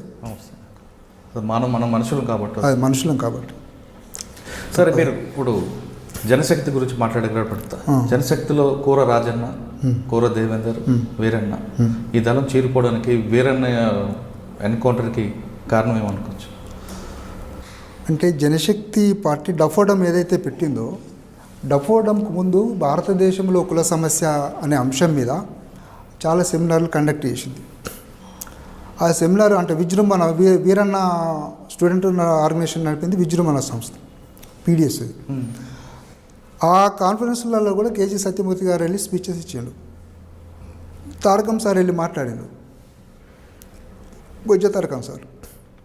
వీళ్ళు అడ్వాన్స్గా క్యాస్ట్, ఈ దేశంలో కుల సమస్యని బాగా స్టడీ చేసిన వాళ్ళు కాబట్టి మనం వర్గ పోరాటమే అంటున్నాము, వర్గ సమాజమే అంటున్నాము. మరి ఇక్కడ డెమోక్రసీ అనేది ఒకటి ఉంది. బాబాసాహెబ్ అంబేద్కర్ డెమోక్రసీ ఇచ్చిండు. ఆయన మరి ఇది వర్గకుల సమాజం అని చెప్తున్నారు. మనం ఈ కోణం నుంచి ఎందుకు ఆలోచించకూడదు అనే దాని విషయంలో చర్చ జరిగినప్పుడు అనేక డాక్యుమెంట్లు, అనేక ప్రస్తావనలు జరిగినప్పటికీ పార్టీ అడవిలో మైదానంలో కుల సమస్య మీద 2 గ్రూపులు ఏర్పడింది. తర్వాత లీడర్షిప్ విషయానికి వచ్చేటప్పటికి జనశక్తికి హైలీ లీడర్షిప్ అంతా బీసీలే, బీసీలు ఎస్టీలు. ఆ పార్టీ పునాది ఎవరు అంటే చెన్నపుల్లారెడ్డి గారి నాయకత్వంలో ఏర్పడ్డ పార్టీకి 2 చీలికలైంది అప్పుడు. అది 1972 ఆ టైం నుంచి 84 వరకు అది బలంగా ఉన్న పార్టీ ఉద్యమం, గిరిజన రైతాంగ ఉద్యమం. ఎవరు మన పైలవాసుదేవరావు, చెన్నపుల్లారెడ్డి ఒకరికి చీలిపోయారు, 2గా చీలిపోయారు. చీలిపోయిన పైలవాసుదేవరావు గ్రూపు ప్రజాపంతగా అది ఆర్గనైజ్ చేసింది ఖమ్మం జిల్లా ప్రాంతంలో బలంగా. పుల్లారెడ్డి గారి నాయకత్వంలో ప్రతిఘటన ఈ ములుగు ప్రాంతాన్ని ఎంచుకున్నది. అంటే ఎవరి బలం ఉన్న ప్రాంతంలో వాళ్ళు పనిచేసారు. అయితే 88లో మళ్ళీ ప్రతిఘటన ఇది కె రాజన్న ఒక చీలిపోయారు. మళ్ళీ 88 చీలిక కూడా అదేదో ఎక్కడో పంజాబ్లో ఏదో జరిగిందని చెప్పి ఇక్కడ చీలిండ్రు. అది ఆ 88 చీలిన తర్వాత ప్రతిఘటన నుంచి మళ్ళీ ఈ 1994 ప్రజా ప్రతిఘటన అనే పార్టీ ఏర్పడింది. అంటే ప్రతి చీలికకు సైద్ధాంతిక కారణాలు లేవు. నిర్మాణపరమైన సమస్యలు, ఆర్థికపరమైన సమస్యలే, అంతే, లీడర్షిప్ సమస్యలే. అందువల్ల అది చీలిపోయింది. ఇక వీరన్న చీలిపోవడంలో ఈ 94 తర్వాత ఏదైతే డపోవడం వీళ్ళది వచ్చిందో 97లో ఆ పార్టీలో సంక్షోభం ఏర్పడింది. ఆ సంక్షోభ ప్రభావమే అడవి గోదావరి మన వరంగల్ ఫారెస్ట్లో రాము అని జనశక్తి పార్టీ లీడర్, ఆయన ఆదివాసీ స్థానికుడు, ఆయన నాయకత్వంలో వందలాది మంది దళాల క్యాడర్ ఫోర్స్ ఉన్నది. అతను ఆదివాసీ కాబట్టి ఆటోమేటిక్గా రామ్తో లింక్ అయిపోయాడు. అట్లా కావటం వల్ల బలమే, అంటే వీరన్నకు బేస్ ఫారెస్ట్ అయింది. అప్పుడు రాజన్న డిఫెన్స్లో పడ్డాడు. రాజన్న ఇది వదిలేసి మిగతా ప్రాంతాన్ని నల్లమల్ల చూసుకోవడం, ఇక్కడ తిరిగి రంగవల్లి గారిని అడవిలోకి పంపించడం, తన నిర్మించిన పార్టీ చీలిపోయింది, బలహీనపడ్డది కాబట్టి ఈమె వెళ్ళి బాధ్యతలు తీసుకొని అట్లా నష్టపోవాల్సి వచ్చింది. అయితే వీరన్న ఏదైతే సిపిఎస్ఐ పార్టీ నిర్మాణం చేశారో ఆ పార్టీ కుల సంఘాలను నిర్మాణం చేసింది. కుల సంఘాల నిర్మాణం అనేటువంటిది కుల చైతన్యం ఇచ్చింది కానీ వర్గ చైతన్యాన్ని ఇవ్వలేదు. తర్వాత వీరన్న అంటే అప్పుడు తెలుగుదేశం గవర్నమెంట్, చంద్రబాబు నాయుడు ముఖ్యమంత్రి, అక్కడ ఎవరో చంద్ర బ్రదర్స్ ఎవరో వీళ్ళు ఫండ్ కోసం లిఫ్ట్ చేసిందని. ఇది ఎవరి పార్టీ అంటే వీరన్న పార్టీ. వీరన్న పార్టీ అంటే వీరన్న ఎక్కడున్నా వెతకండి అంటే లీడర్ చెప్తేనే కదా క్యాడర్ పనిచేసేది. వీరన్నకు తెలియకుండా, వీరన్నకు సంబంధం లేకుండా వీరన్న అని పోలీసు క్యాచ్ చేసి తొందరగా చేసేసారు. ఆ ఎన్కౌంటర్ కనుక కోవర్టు ఆ పార్టీ కొరియర్స్ ఎవరు పట్టించిందో ఏమో తెలియదు సార్. ఒకరి మీద ఒకరు ఎలిగేషన్లు పెట్టుకున్నారు. ఒకరేమో నర్సిరెడ్డి అంటారు, ఒకరేమో సిద్ధేశ్వర్ అంటారు. అది నాకు సంబంధం లేదు. కాకపోతే వీరన్నను ఎవరు పట్టియాల్సిన అవసరం లేదనేది వరుస ఘటనలో చెప్తుంటే కిడ్నాప్లు, డబ్బులు డిమాండ్ చేయడం. అంటే రాజ్యము వీరన్న టార్గెట్ చేసింది. వీరన్న నాయకత్వంలో దళాలు పోలీసుకు ప్రాబ్లం చేస్తున్నాయి, ఈ బలోపేతం అవుతున్నాయి. క్యాస్ట్ బేస్లో ఎస్సీ ఎస్టీ ఆర్గనైజేషన్లు సాయుధులు అయితే ఏం జరుగుద్ది? స్టేట్కు బలమైన ఫైట్ ఇస్తారు. అందువల్ల వీళ్ళని నిర్మూలించాలి కాబట్టి ఈ ఫ్రాక్షన్కి లీడర్షిప్ వహించేవాళ్ళు వీరన్న. అందువల్ల అంటే రాజకీయ పరంగా ఆలోచిస్తేనే వీరన్న ప్రధాన సమస్యగా కనపడ్డాడు అక్కడ. వీరన్న తీసుకున్న కాన్సెప్టు అది. సరే, బత్తుల ప్రకాష్ అలియాస్ ప్రదీప్ గురించి వద్దాం. ఇక చుండూరులో జరిగిన ఘటన ఒక కారణం అయితే గ్రామీణ కొన్ని పరిస్థితులు కూడా అటువైపు వెళ్ళడానికి మీకు అనుకూలించాయి. ఒక లక్ష్యంతో అయితే మీరు పార్టీలోకి వెళ్ళారు అజ్ఞాతలో. అక్కడికి వెళ్ళింది మీ లక్ష్యం నెరవేరిందా? మా లక్ష్యం నెరవేరలేదు. మేము అప్పుడే వెళ్ళినప్పుడే మాది దీర్ఘకాలిక సాయుధ పోరాటం అని రాసుకున్నాం కదా. విప్లవోద్యమం రైలు పట్టాలు, రైలు డబ్బాలు, వచ్చేటోడు వస్తాడు, పోయేటోడు పోతాడు. ఇదోటి ఊకదప్పుడు పదం ఉన్నది, అది కాదు. అంటే నేను అంటుంది ఉద్యమానికి లక్ష్యం అనట్లేదు. వేరేగా ప్రదీప్ గారు ఒక లక్ష్యంతో ఉంది. ఆ లక్ష్యం ఏమైనా ప్రదీప్ అనుకునే లక్ష్యాన్ని అప్పటి పరిస్థితుల ప్రకారంగా నేను ఏదైతే అప్పటి నిర్ణయాలు తీసుకున్నా అవన్నీ ఛేదించిన, సక్సెస్ అయినా. అవి అవి సక్సెస్ ఏంటో కొంచెం చెప్పండి. నా సక్సెస్ ఏంటి, నేను దళాలను నిర్మాణం చేయాలనుకున్న ప్రూఫ్ చేసిన, క్యాడర్ని ఎడ్యుకేట్ చేసిన, దళాలు విస్తరించేసిన. ఆదిలాబాదు, నిజామాబాదు, ఈస్ట్, వెస్ట్, విశాఖపట్నం, శ్రీకాకుళం దాకా పోయినాను. సత్యమూర్తి గారు మాకు అటాచ్ అయిన తర్వాత మాకు ఫ్రెండ్లీగా ఇచ్చేవాళ్ళు వచ్చేసారు డబ్బులు. ఇంటెలెక్చువల్ టీం వచ్చింది, ఒక మోరల్ సపోర్ట్ వచ్చింది. అంటే మీరు అన్నట్టు పీపుల్స్ వారితో ఉండే ప్రాబ్లమ్ సాల్వ్ అయింది. వరవరరావు గారిని కలిసి, సార్ ఏం సార్ మా వాళ్ళని, అక్కడ ఉన్న వాళ్ళంతా చదువు లేదు ఏం లేదు, ఏదో పశువులు కాసుకుంటూ అడవిలోకి వచ్చి తుపాకులు పట్టుకొని తిరుగుతున్నారు. వాళ్ళని కూడా మీ వాళ్ళు వేటాడు చంపుతున్నారు, కొడుతున్నారు, ఏంది సార్ బెదిరిస్తున్నారు ఏంది అని అంటే, నేనేం చేయాలో చెప్పు అన్నాడు. మా మీద దాడులు చేయొద్దని చెప్పండి ఫస్ట్. ఏదైనా ఉంటే మా వాళ్ళని కూర్చోబెట్టి మాట్లాడి మార్చుకొని వాళ్ళ మనసుగా వాళ్ళ ధనంలో దింపుకోండి. తుపాకి పట్టుకొని వచ్చిన తుపాకితో తీసుకోండి, రానన్నుని వదిలిపెట్టండి. నేను అరెస్ట్ చేసి ఆయుధాలు గుంజుకోవటం ఏంది, దాడులు చేసి అజ్జతే అంటే రాజ్యం చేసిన పని మీరు చేస్తున్నారు కదా అడిగి. నేను మాట్లాడతా, మీరు వచ్చిపోయినట్టే వాళ్ళు వచ్చిపోతారు, అప్పుడు వాళ్ళకి చెప్తాను అన్నాడు. అది అంటే పార్టీ బలోపేతానికి మీరు చేసిన సక్సెస్ రేట్ బాగుంది. కానీ పేద ప్రజల కోసం మీరు చేసింది అనే ఒకటి ఏమైనా గుర్తుందా? పోడు భూమి సమస్యలు కానీ, తునికాకు ధరల విషయంలో కానీ. అవి ధరలు పెరిగినాయి సార్. ఒకరిగా చేసిందేం కాదు, మా తెలంగాణ కాదు, మీరు నాయకత్వంలో, మా నాయకత్వంలో తునికాకు కూలీల రేట్లు పెరిగినాయి. నక్సలైట్ పార్టీలు కూడా ఎవరికి వారుగానే మేము ఒక డిమాండ్ పెడితే మిగతా పార్టీ సపోర్ట్ చేసింది. అంటే మేము లేని కాడ వాళ్ళు పెట్టిందని మేము సపోర్ట్ చేసినాం. అట్లా కూలీల రేట్లు పెరిగినాయి. అడవి ప్రాంతాలలో లక్షలాది ఎకరాల భూములు ఆదివాసీతర పేద ప్రజలు సాగు చేసుకొని జీవిస్తున్నారు. ఇదంతా విప్లవోద్యమం ఇచ్చింది. అదే కదా, అది వాస్తవం. అదే ఎవరైనా అంగీకరించాల్సిందే. ఈ రోజు ప్రభుత్వాలు కూడా గ్రామీణ ప్రాంతానికి వస్తున్నాయంటే ఉద్యమం ఉండబట్టి ప్రభావం. ఇప్పుడు అసలు నక్సలైట్ ఉద్యమము సాయుధ లేకపోతే ఈ చట్టాల గురించి ఎవరైనా మాట్లాడేటోళ్ళ చెప్పండి. శ్రీకాకుళంలో గిరిజనులు రైతాంగ సాయుధ పోరాటం చేస్తే 170 చట్టం వచ్చింది. ఎందుకోసం వచ్చింది? భూమి కోసం. అంటే వీళ్ళకు భూమి మీద హక్కులు కావాలి, వీళ్ళు భూమి సాగులు చేసుకుని వీళ్ళు అంటే భూమి అనేటువంటిది ఎస్సీలకు ఎస్టీలకు లైఫ్ అండి. అదొక సెల్ఫ్ రెస్పెక్ట్. అది ఇవ్వట్లేదు ప్రభుత్వాలు. భూమి ఇవ్వటం అనేది ఉంది కదా, భూములని జాతీయం చేయాలంటే భూమి కనీసం లేనోడికి పంచాలి కదా. ఇప్పుడు ఏదో ఈ తెలంగాణ గవర్నమెంట్ వచ్చి కాంగ్రెస్ తెలుగుదేశం కంటే అప్పుడన్నీ స్వేచ్ఛగా భూములు సాగు చేసుకున్నారు. ఇప్పుడు వచ్చి అడవులను పొడు భూములన్నీ గుంజేసుకుంటున్నాం. మరి ఏం చెప్తాడో తెలియదు. అడవి ఆదివాసులు ఉంటేనే అడవి ఉంటుంది. ఫారెస్ట్ ఎంప్లాయీస్ అడవిని కాకపోతారు అనుకోవడం పెద్ద తప్పు అండి.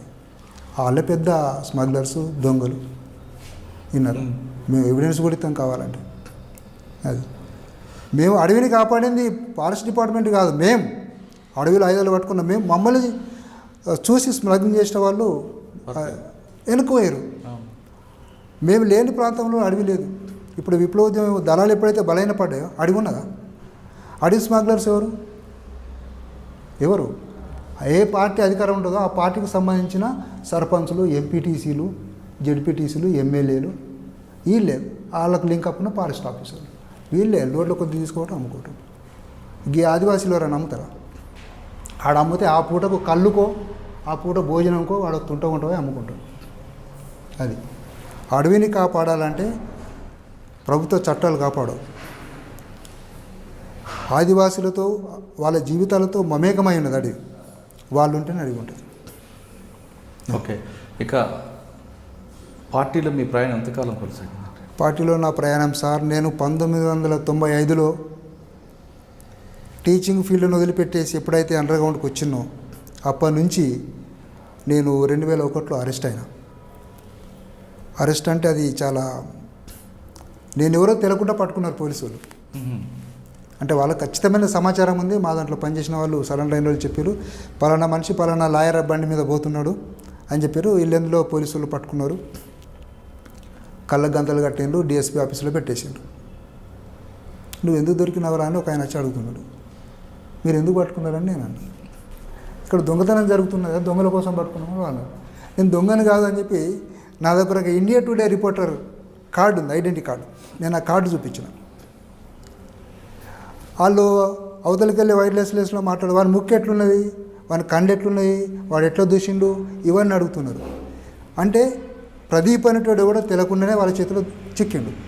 ప్రదీప్ నేను కాదని నేను చెప్తున్నా, కానీ వాళ్ళకున్న సమాచారం కరెక్టే, వాళ్ళు పట్టుకుంది కరెక్ట్గా, నేను కాదని బుకాయిస్తున్నా, నమ్ముతలేరు.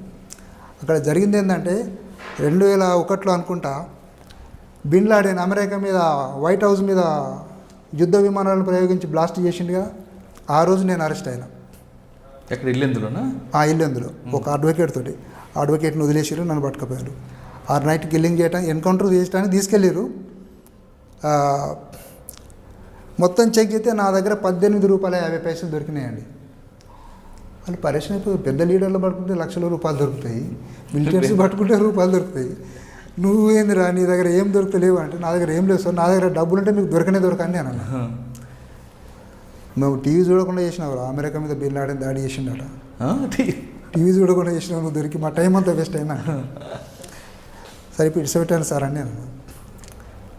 నువ్వు 2 జిల్లాల కార్యదర్శివి, ప్రదీపువు, నీ ఎక్కడో నువ్వు ఇక్కడ వచ్చి పని చేస్తున్నావు, నేను మిలిటెంట్ దొరికితే ఎన్కౌంటర్ చేస్తున్నాం, చంపేస్తున్నాం కదా, నీళ్ళు ఇచ్చినోని అన్నబెట్టినోని వాటికెళ్ళి కాల్ చేస్తున్నాం కదా, మరి నిన్నెట్లు వదిలిపెట్టాలి అన్నారు. నీ ఆయుధాలు ఎక్కడ ఉన్నాయో చెప్పు, డంపులు ఎక్కడ ఉన్నాయో చెప్పు అని చెప్పి స్టార్ట్ చేశారు. ఒక 2-3 ఐపీఎస్లు, ఒక 6 డిఎస్పీలు, సిఐలు. ఎవరు ఐపీఎస్ గుర్తున్నారా? ఐపీఎస్ ఉన్నారు. ఏం పేరు? అప్పుడు Sajjanar sir, VC Sajjanar sir Kothagudem ఓఎస్డీగా పనిచేశాడు సారు. అంటే ఆయన కొట్టలే కానీ ఇంట్రాగేషన్లో కూర్చున్నాడు. నైస్ ఆఫీసర్, కమిటెడ్ ఆఫీసర్ ఆయన. డిఎస్పి మా పక్కూరు ఆయన. ఎవరు? మల్హాలరావు సార్, ఆయన మా పక్కూరు ఆయన మా పక్కూరు అనే విషయం నాకు తెలియదు. తర్వాత ఇంకో డిఎస్పి ఆయన Janardhan Reddy DSP Santosh Reddy classmate. Maoist Santosh Reddy ఉన్నాడు కదా, కడివెండి, ఆయన క్లాస్మేట్. ఆయన మా దగ్గర ఎస్ఐగా పనిచేసిండు. ఇంకో ఐపీఎస్ ఆఫీసర్ ఎవరు సజ్జనార్ గారితో పాటు? ఇప్పుడు ఐపీఎస్ ఆఫీసర్ అయిన మన రంగనాథ్ సార్, ఆయన అక్కడ డిఎస్పీగా పనిచేసిండు. వాళ్ళ కంట్రోల్లోనే 15 రోజులు ఉన్నా. అయితే వీళ్ళందరూ ఫేస్ అవుట్ కావడానికి ముందు అంతా ప్రిపేర్ చేసి గంతలు కట్టి ఒక ఎస్ఐ తోటి చేపించి పంపించేసి, అరే నువ్వు ఎందుకు దొరికినావురా, మాకు బాధ అనిపిస్తుంది అంటున్నారు. ఏం చెప్తారు సార్ అని నేను అన్నాను. నిన్ను చంపమని ఆర్డర్స్ వచ్చినాయి అన్నారు. నన్ను చంపితే మీకేం వస్తుంది సార్ అని నేను అన్నాను. అరే నీ దగ్గర ఏమైనా డంపు గింపు ఉంటే చెప్పురా, మేము సరెండర్ చేద్దామన్నారు. డంప్ ఉంది సార్ అని చెప్పిన. డంప్ ఏడుంటుంది, అడుగులో ఉంటుంది మైదాలో. నేను అడ్వకేట్ పేరు చెప్పగానే ఒక అడ్వకేట్ ఇంటికి పట్టుకొచ్చిన. గీనే ఉన్నాయి సార్ డంప్, ఈ లాయర్ ఇట్లా. ఇంటి చుట్టూ చూసిండ్రు, మొత్తం తిరిగిండ్రు. అబ్బా వీడు పువ్వు పెట్టిండు మనకని చెప్పి వాళ్ళు అనుకున్నారు. ఫోన్ చేసిండ్రు, సార్ వీడు ఒక లాయర్ని చూపిస్తున్నాడు అన్నారు. ఉన్నాడు, ఏపీసీఎల్స్ అడ్వకేట్. లాయర్లు చూపిస్తున్నాడు సార్ అని వాళ్ళే. ఏమైనా ఉన్నాయా అంటే ఏం లేవు, ఫ్యామిలీ పడుకొని ఉన్నారు అన్నారు. అప్పటికి నన్ను పట్టుకున్న రోజు రాత్రి నుంచి నేను ఉదయం హైదరాబాద్ తీసుకొచ్చేటప్పటికి ఆ రోజు రాత్రి అప్పుడు TV9 బాగా ఉన్నట్టుండే న్యూస్ ఛానల్, పేపర్లో వచ్చింది, టీవీలో వచ్చింది, నెక్స్ట్ హైకోర్టులో రిట్ అయింది. అప్పుడు ఏపీసీఎల్సీ చాలా యాక్టివ్గా ఉండే కాబట్టి పాపం అడ్వకేట్ ఎవరో చనిపోయాడు. నన్ను పోలీసులు అరెస్ట్ చేసిన విషయం తెలిసిన వెంటనే ఏపీసీఎల్సీ లీడర్ చెల్లశంకర్ అని అదిలా మన ఖమ్మంలో ఉంటారు, ఆయన ఎస్పీ వెంకటేశ్వర్లు అని ఇంకో ఆయన, వాళ్ళు రెస్పాండ్ అయ్యి ఇమీడియట్లీ పెడితే సిహెచ్ అంటే సిద్ధయ్య అని అడ్వకేటు ఏపీసీఎల్సీ సిటీ లీడర్ ఉండే వాళ్ళ, అది పీపుల్స్ ఫర్ ఫ్యామిలీ. అతను వాళ్ళ ఫాదరు కేజీ సత్యమూర్తి కొండపల్లి సీతారామయ్య గారితో కలిసి పనిచేశాడు. ఆయన చనిపోయిన తర్వాత ఇదని తీసుకొచ్చి వీళ్ళు చదివించారు, పార్టీగా చదివించారు. ఆయన హైకోర్టులో వేశారు. ఆయన వేసిన వెంటనే అది సేఫ్ అయింది. అంటే మనిషి అంటే నన్ను పట్టుకున్నా కూడా మా కంట్రోల్లో లేరని చెప్పినప్పటికీ కూడా వాళ్ళు నన్ను కాలు ఇరిగిపోయినప్పుడు ఈ కాలు పైకి లేపి కొట్టారు. ఆ తర్వాత రోకలు బండలు పెట్టారు, చేతులు ఏళ్ళు ఇరిచేసారు. ఏళ్ళెత్తే వీళ్ళకి మొత్తం చీలింది ఇక్కడ దాకా. మళ్ళీ వాళ్ళే పట్టి కట్టారు. ఒక ఆర్థోపెడిక్ డాక్టర్ని పిలిచారు. ట్రీట్మెంట్ చేయించారు. నాకు లేవు వస్తలేదు, వాళ్ళే ఎత్తుకపోయి బాత్రూమ్ సాధారణంగా నక్సల్స్ పీపుల్స్ వాళ్ళకి కానీ నక్సల్స్ వాళ్ళకి కానీ పోలీసులు ఎప్పుడు ఈ థర్డ్ డిగ్రీ పెట్టిన దాఖలు ఎక్కడ లేదు. ఎందుకు పెట్టారు? అయితే మాట్లాడడం లేదా ఎన్కౌంటర్ రెండే కదా. మాగానే వాళ్ళని నేను మోసం చేసిన అనే ఫీలింగ్ ఉంది కదా. వాళ్ళకి ఆయుధాలు ఇస్తా అని చెప్పిన హైదరాబాద్ తీసుకొచ్చి రిటర్న్ తీసుకుపోయిన తర్వాత ఏమన్నది ఏం లేదు కదా అక్కడ. అంటే నన్ను నేను కాపాడుకోవడానికి టైం గడిపితే నేను సేఫ్ అయితేనేమో అనే ఉద్దేశం ఆలోచన నాకు వచ్చింది. నేను ఆ ప్రయత్నం చేసిన. దానివల్ల అది హైకోర్టులో రిట్ అయింది, మీడియాలో వచ్చింది. నేను బతకడానికి ఒక అవకాశంగా జరిగింది అది. అంటే ఆ విధంగా మీరు జైలుకి వెళ్ళారు? ఆ విధంగా వాళ్ళు నా మీద కేసులు పెట్టేశారు. అయితే అక్కడ రిమాండ్ చేయాలి. నన్ను పట్టుకుని దిల్లేందులో ఉంచింది కొత్తగూడెంలో ట్రీట్మెంట్ చేసిండు. కాకపోతే అప్పుడు ఆఫీసర్స్, నేను చెప్పిన ఆఫీసర్తో పాటు ఇంకొంతమంది, అప్పుడు ఎస్ఐ ఇప్పుడు డిఎస్పీ ఆయన మంచి పర్సన్. అంటే ఒక ఫ్యామిలీ ఫ్రెండ్గా, అరే బాబు నువ్వు అవన్నీ మానుకో, నువ్వు మంచివి, మంచి నాలెడ్జ్ ఉంది, ఇవి పోయి బతుకురా, నీ లైఫ్ మార్చుకున్నాడు. ఎవరైనా? ఆయన పేరు ఎన్ఎస్ మోహన్ రాజా. ఆయన అప్పుడు ఎస్ఐగా ఉండే, తర్వాత సిఐ అయిన తర్వాత ఒకసారి వెళ్ళి కలిసిన. ఎక్కడ పని చేస్తున్నారు? సార్ ఎక్కడ చెప్తుండో తెలియదు. అంటే ఆఫీసర్స్ కూడా చూడండి, కష్టపడి చదువుకున్న ఆఫీసర్ ఎవరు కూడా ఎన్కౌంటర్లు చేయరు.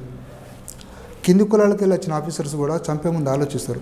తూటాకు కులం ఉందని సత్యమూర్తి గారు అన్నారు, గుర్తుంది కదా. ఆ బాధితులు చాలామంది ఉన్నారు. అట్లా తూటాలు తప్పించుకున్న వాళ్ళు కూడా ఉన్నారు. నేను ఎన్కౌంటర్ నుంచి ఆ రోజు ఎన్కౌంటర్కి వెళ్ళి బయటపడడానికి కూడా ఒక కారణం ఇది ఉండొచ్చు అని నాకు అనిపించింది. తర్వాత తెలిసింది అది కరెక్ట్ అని. సార్ జైలుకి వెళ్ళి బయట మీద బయటకు వచ్చిన తర్వాత? జైల్లో 2 సంవత్సరాలు ఉన్నా సార్. జైలు జీవితం 2 years గడిపిన. బయటకు వచ్చి అప్పటికి ఇక నేనున్న పార్టీ సంక్షోభంలో ఉంది, సమస్యలు, ఎలిగేషన్స్ ఉన్నాయి. దాంట్లో ఓటం సరే కలిసి మాట్లాడదామంటే ఒక ప్రయత్నం చేసిన, మళ్ళీ ఎందుకో విరమించుకున్నా. అప్పుడు జనశక్తి దేవేందర్ కూర అమర్ వాళ్ళతో లింక్ అయిపోయినాయి. కలిసి పనిచేద్దామని డిసైడ్ అయిన టైంలో ఈ సత్యమూర్తి గారు, బాబు మనం కలిసి పనిచేద్దాం, ఎట్టెళ్ళొద్దు, కొత్త పార్టీ నిర్మాణం చేద్దాం. మనం ఏదైతే ప్రజా ప్రతిఘటనని ఒక పొలిటికల్ పార్టీగా ట్రాన్స్ఫర్ చేద్దాం అనుకున్నామో కాలేదు. ఆ ప్రయత్నం ఆంధ్రాలో చేద్దామని చెప్పి అన్నాడు. సరే ఓకే సార్ అని చెప్పి జనశక్తిలోకి వెళ్ళకుండానే నేను ఆంధ్ర ప్రాంతంలో సత్యమూర్తి గారితో శ్రీకాకుళం టు తిరుపతి అన్ని జిల్లాలు తిరుక్కుంటూ అక్కడ ఉద్యమ నిర్మాణం చేసుకుంటూ ఉన్నాం. తర్వాత 2002లో బయటకు రావటం 3-4 చర్చల వాతావరణం వచ్చింది. అప్పటికి జనశక్తి వీరన్న గ్రూప్కు ఫోల్డర్గా ఉన్నటువంటి రాము అది కూడా బలహీనపడ్డది. అంటే దళాలు అరెస్టులు, సరెండర్లు, ఎన్కౌంటర్లతోటి బలపడి ఆయన బయటకు వచ్చేసాడు. నేను ఆదివాసిని, నా ఆదివాసీల కోసం నేను పనిచేస్తాను కాబట్టి నేను ఆదివాసీ దళం పెట్టుకుంటా అని చెప్పి ఆయన వచ్చి, ప్రదీప్ నువ్వు నాతో ఉండు, సహకరించాలన్నాడు. నేను ఆదివాసీ అమ్మాయినే పెళ్లి చేసుకున్నా కాబట్టి, ఆదివాసీలతోటే కలిసి సహజీవనం చేసిన కాబట్టి అతనికి సహకరించడానికి సిద్ధపడ్డా.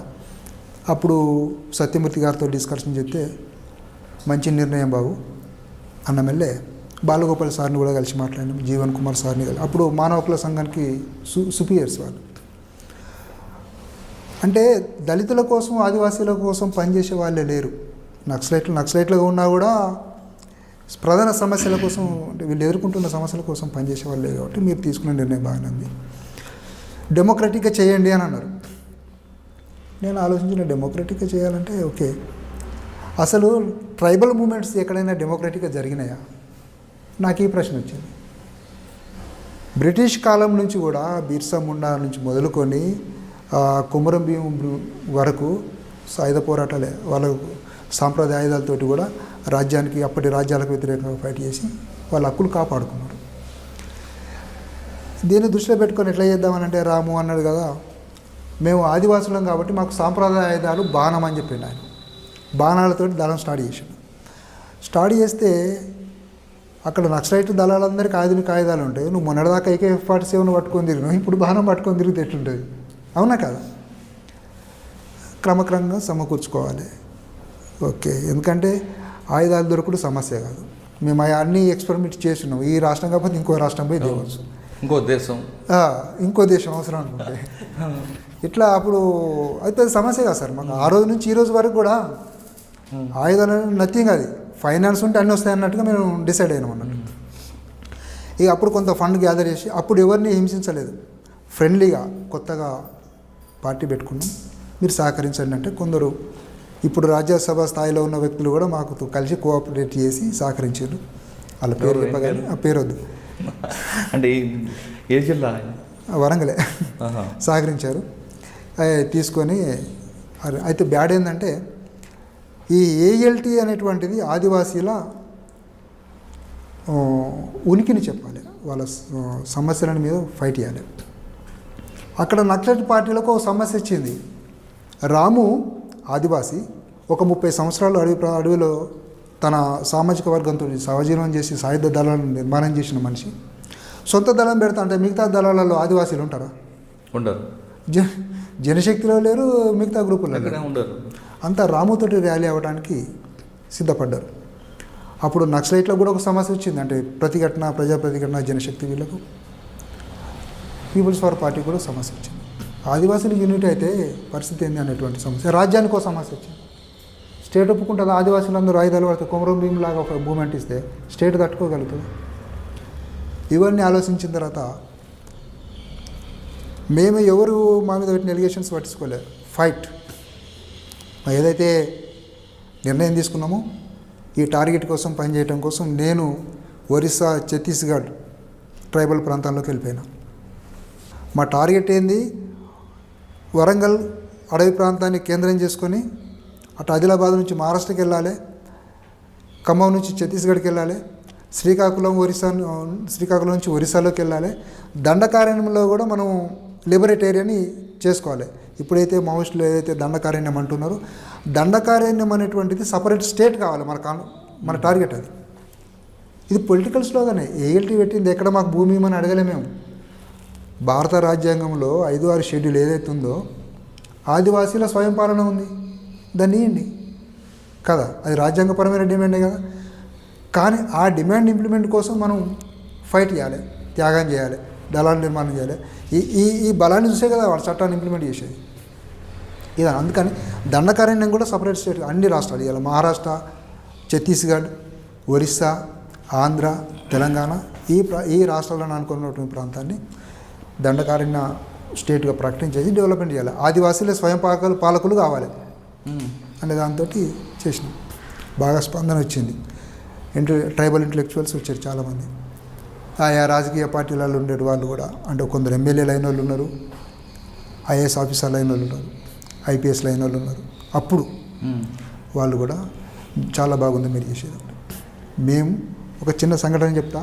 ఏఎల్టీ పెట్టినప్పుడు విశాఖపట్నం జిల్లాలో అరకు, పాడేరు ప్రాంతంలో ఒక వడ్డీ వ్యాపారి విపరీతమైన వడ్డీ వ్యాపారం చేస్తూ ఉంటే అది భరించని బాధితులందరూ ఒక ఎంప్లాయీని, ఒక ప్రభుత్వ ఉద్యోగిని ఆశ్రయించారు. సార్ ఏం చేద్దాం విని అని చెప్పి. అది పీపుల్స్ ఫర్ బలమైన ప్రాంతం.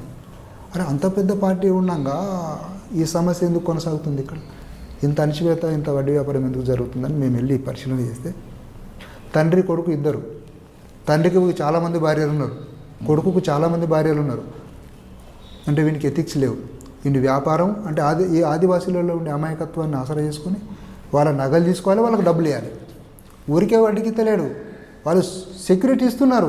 వాళ్ళ బంగారమో వాళ్ళ భూమో ఏదో ఒక ఆస్తిని వాళ్ళకి ప్రాపర్టీ పెట్టి వాళ్ళ దగ్గర డబ్బులు తీసుకోవాలి. మా టీం అంటే సెమీ టీం అక్కడ ఎంట్రీ అయినప్పుడు ఏంటంటే పెద్ద ఆయుధాలతో, చిన్న ఆయుధాలతో పోతారు. ఒక 3 చిన్న పిస్టల్స్, ఒక 3 మనుషులు ఆ ప్రాంతంలోకి వెళ్ళారు. ఇదే ఇష్యూని టేకప్ చేశారు. చేసి తండ్రి కొడుకులు ఇద్దరిని పాడేరు అరకు అనంతగిరి అనే సెంటర్లో నడి రోడ్డు మీద పబ్లిక్లో కొన్ని వందల మంది అట్నుంచి, అంటే అరకు అది దాన్ని ఏమంటారు, టూరిస్ట్ లొకేషన్. విశాఖకి వెళ్ళి అరకు పోయేటోళ్ళు, అరకు నుంచి విశాఖ వచ్చేటోళ్ళు కొన్ని వందల మంది వెహికల్స్ జామ్ అయిపోయినాయి. 3 మనుషులు కొన్ని వందల మంది జనాన్ని కూర్చోబెట్టి వీళ్ళిద్దరికి పనిష్మెంట్ ఇచ్చారు. వాళ్ళ ఇంట్లో దాచుకున్న బంగారం అంతా, సిమెంట్ బత్తాలలో దాచిన బంగారం అంతా తీసుకొచ్చి రోడ్డు మీద, ఇక ఈ డబ్బులు ఈ బంగారం తీసుకొని మమ్మల్ని ఏం చేయకుండా అన్నారు. మిమ్మల్ని ఏం చేసుడు కాదు, మీ పద్ధతి మార్చుకోండి, ఇదే మీకు పనిష్మెంట్, లేకపోతే చంపేస్తామని చెప్పి ఆ బంగారం తీసుకుంటే దానికి అర్థం ఏముంటుంది? ఇంకో విధంగా పోతుంది మెసేజ్. బంగారం ఎవరిదో తీసుకుని వాళ్ళకి ఇచ్చేయండి అని చెప్పి టీం వెళ్ళేస్తే ఇక్కడ నుంచి గ్రేహర్స్ బలగాలు దిగినాయి విశాఖపట్నం అడవిలోకి. ఈ ముగ్గురి కోసం 300 మంది దిగారు. విశాఖపట్నం, శ్రీకాకుళం, విజయనగరం, ఈస్ట్ గోదావరి ఇన్ని జిల్లాల పోలీసు బలగాలు ఆ ముగ్గురి కోసం వెతికితే ఇట్లా జరిగిందని చెప్పి ఫోన్ చేస్తే ఇమీడియట్లీ హైదరాబాద్ వచ్చాను అంటే ఇక్కడ వచ్చి సేఫ్గా దాని ఎఫెక్ట్ ఇక్కడ పడ్డది. ఇక్కడ పడి లివరు ఏఎల్టీ ఆదివాసీ లిబరేటరీ టైగర్స్ అంటే రాము అంటే ఆయన చనిపోయితే ఆయనతో అయిపోయింది అనుకున్నాం. ఏమైంది అని చెప్పి రాము 2005 మార్చి సార్ ఎన్కౌంటర్లో చనిపోయాడు. ఎన్కౌంటర్, రియల్ ఎన్కౌంటర్ అది. ఇక్కడ దళం సమావేశమైంది మహిబాద్ ప్రాంతంలో కంబాలపల్లి దగ్గర. ప్రజా ప్రతిఘటన దళమును రాము దళం 2 దళాలు సమావేశం టైంలో పోలీసులు దాడి చేశారు. దాడిలో రియల్ ఎన్కౌంటర్లోనే అతను అమరుడైపోయాడు. ఇక్కడ నుంచి హైదరాబాద్ నుంచి గ్రేహౌండ్ సరుకు రావడంతో మీరు హైదరాబాద్ అక్కడ ఉన్న మా టీం ఇక్కడ వచ్చేసింది. ఇక్కడ వచ్చేస్తే మమ్మల్ని ఇక్కడ క్యాచ్ చేసింది పోలీసులు. అంటే ఇంటెలిజెన్సీ ఎంత ఫాస్ట్ ఉంటుందంటే చాలా సింపుల్. నేను చెప్తున్నా, మొన్న 2019లో మియాపూర్ కోర్టు దగ్గర పట్టుకున్నారు నన్ను. నా చిన్న ఫోన్ నేను వాడేది. మా బ్రదర్ అడ్వకేట్ ఒక ఆయన కలవటానికి వెళ్తే నాకంటే అడ్వాన్స్ ముందు అరగంట ముందు పోలీసు వాళ్ళు మొత్తం ఎన్సర్కిల్ చేసి ఉన్నారు. అంత టెక్నాలజీ ఉంది ఇప్పుడు. కానీ సడన్గా పత్ర ప్రకాష్ అదృశ్యం అయిపోతుంటారు, కోర్టులో పిటిషన్ పడుతుంటారు, ఎందుకంటారు? అయితే నేను చేసే యాక్టివిటీస్ ఎట్లుంటాయంటే, అంటే మా మొదటి నుంచి సొసైటీ కోసం ఏదో చేయాలనే ఒక అది ఉన్నది కాబట్టి దాంట్లో బాగా కేసులు పెడతా ఉంటారు. కోర్టుకి వెళ్ళక తప్పది. కోర్టుకి వెళ్ళినప్పుడు నాతో కలిసి పనిచేసిన వాళ్ళు, మిగతా గ్రూపుల్లో పనిచేసిన వాళ్ళు కలుస్తూ ఉంటారు. అన్న ఏం చేద్దామంటారు. ఏమి లేదు అని అంటే ఏమో ఇంత పెద్ద లీడర్ ఏం చేయలేమని అంటున్నాడు ఏంది, ఇతను దిగజారిపోతే మన పరిస్థితి ఏంది. ఏం చేయకుండా నేను వాళ్ళకి మోరల్ సపోర్ట్ ఇస్తాను. బ్రదర్ కొద్ది రోజులు వెయిట్ చేయండి, మన రోజులు ఉన్నాయి, మనం మళ్ళీ దళం నిర్మాణం చేయటము, ఉద్యమం నిర్మాణం చేయటము ఏదో చేద్దాం, లీగల్గా అయినా మనం మంచి ప్రజల కోసం పనిచేద్దామని చెప్తే వాళ్ళు ఉత్సాహంగా ఉంటారు. ఇక దీంట్లో కొందరు పూర్తిగా కంప్లీట్ కోవర్ట్ అయిన వాళ్ళు ఉంటారు కదా. సార్ కోర్టుకు వచ్చిండు, మాకు కలిసిండు, మళ్ళీ ఏదో మొదలు పెడుతుండు సార్ అని చెప్పి అన్నాడు అనుకోండి, వాళ్ళు క్యాచ్ చేస్తారు.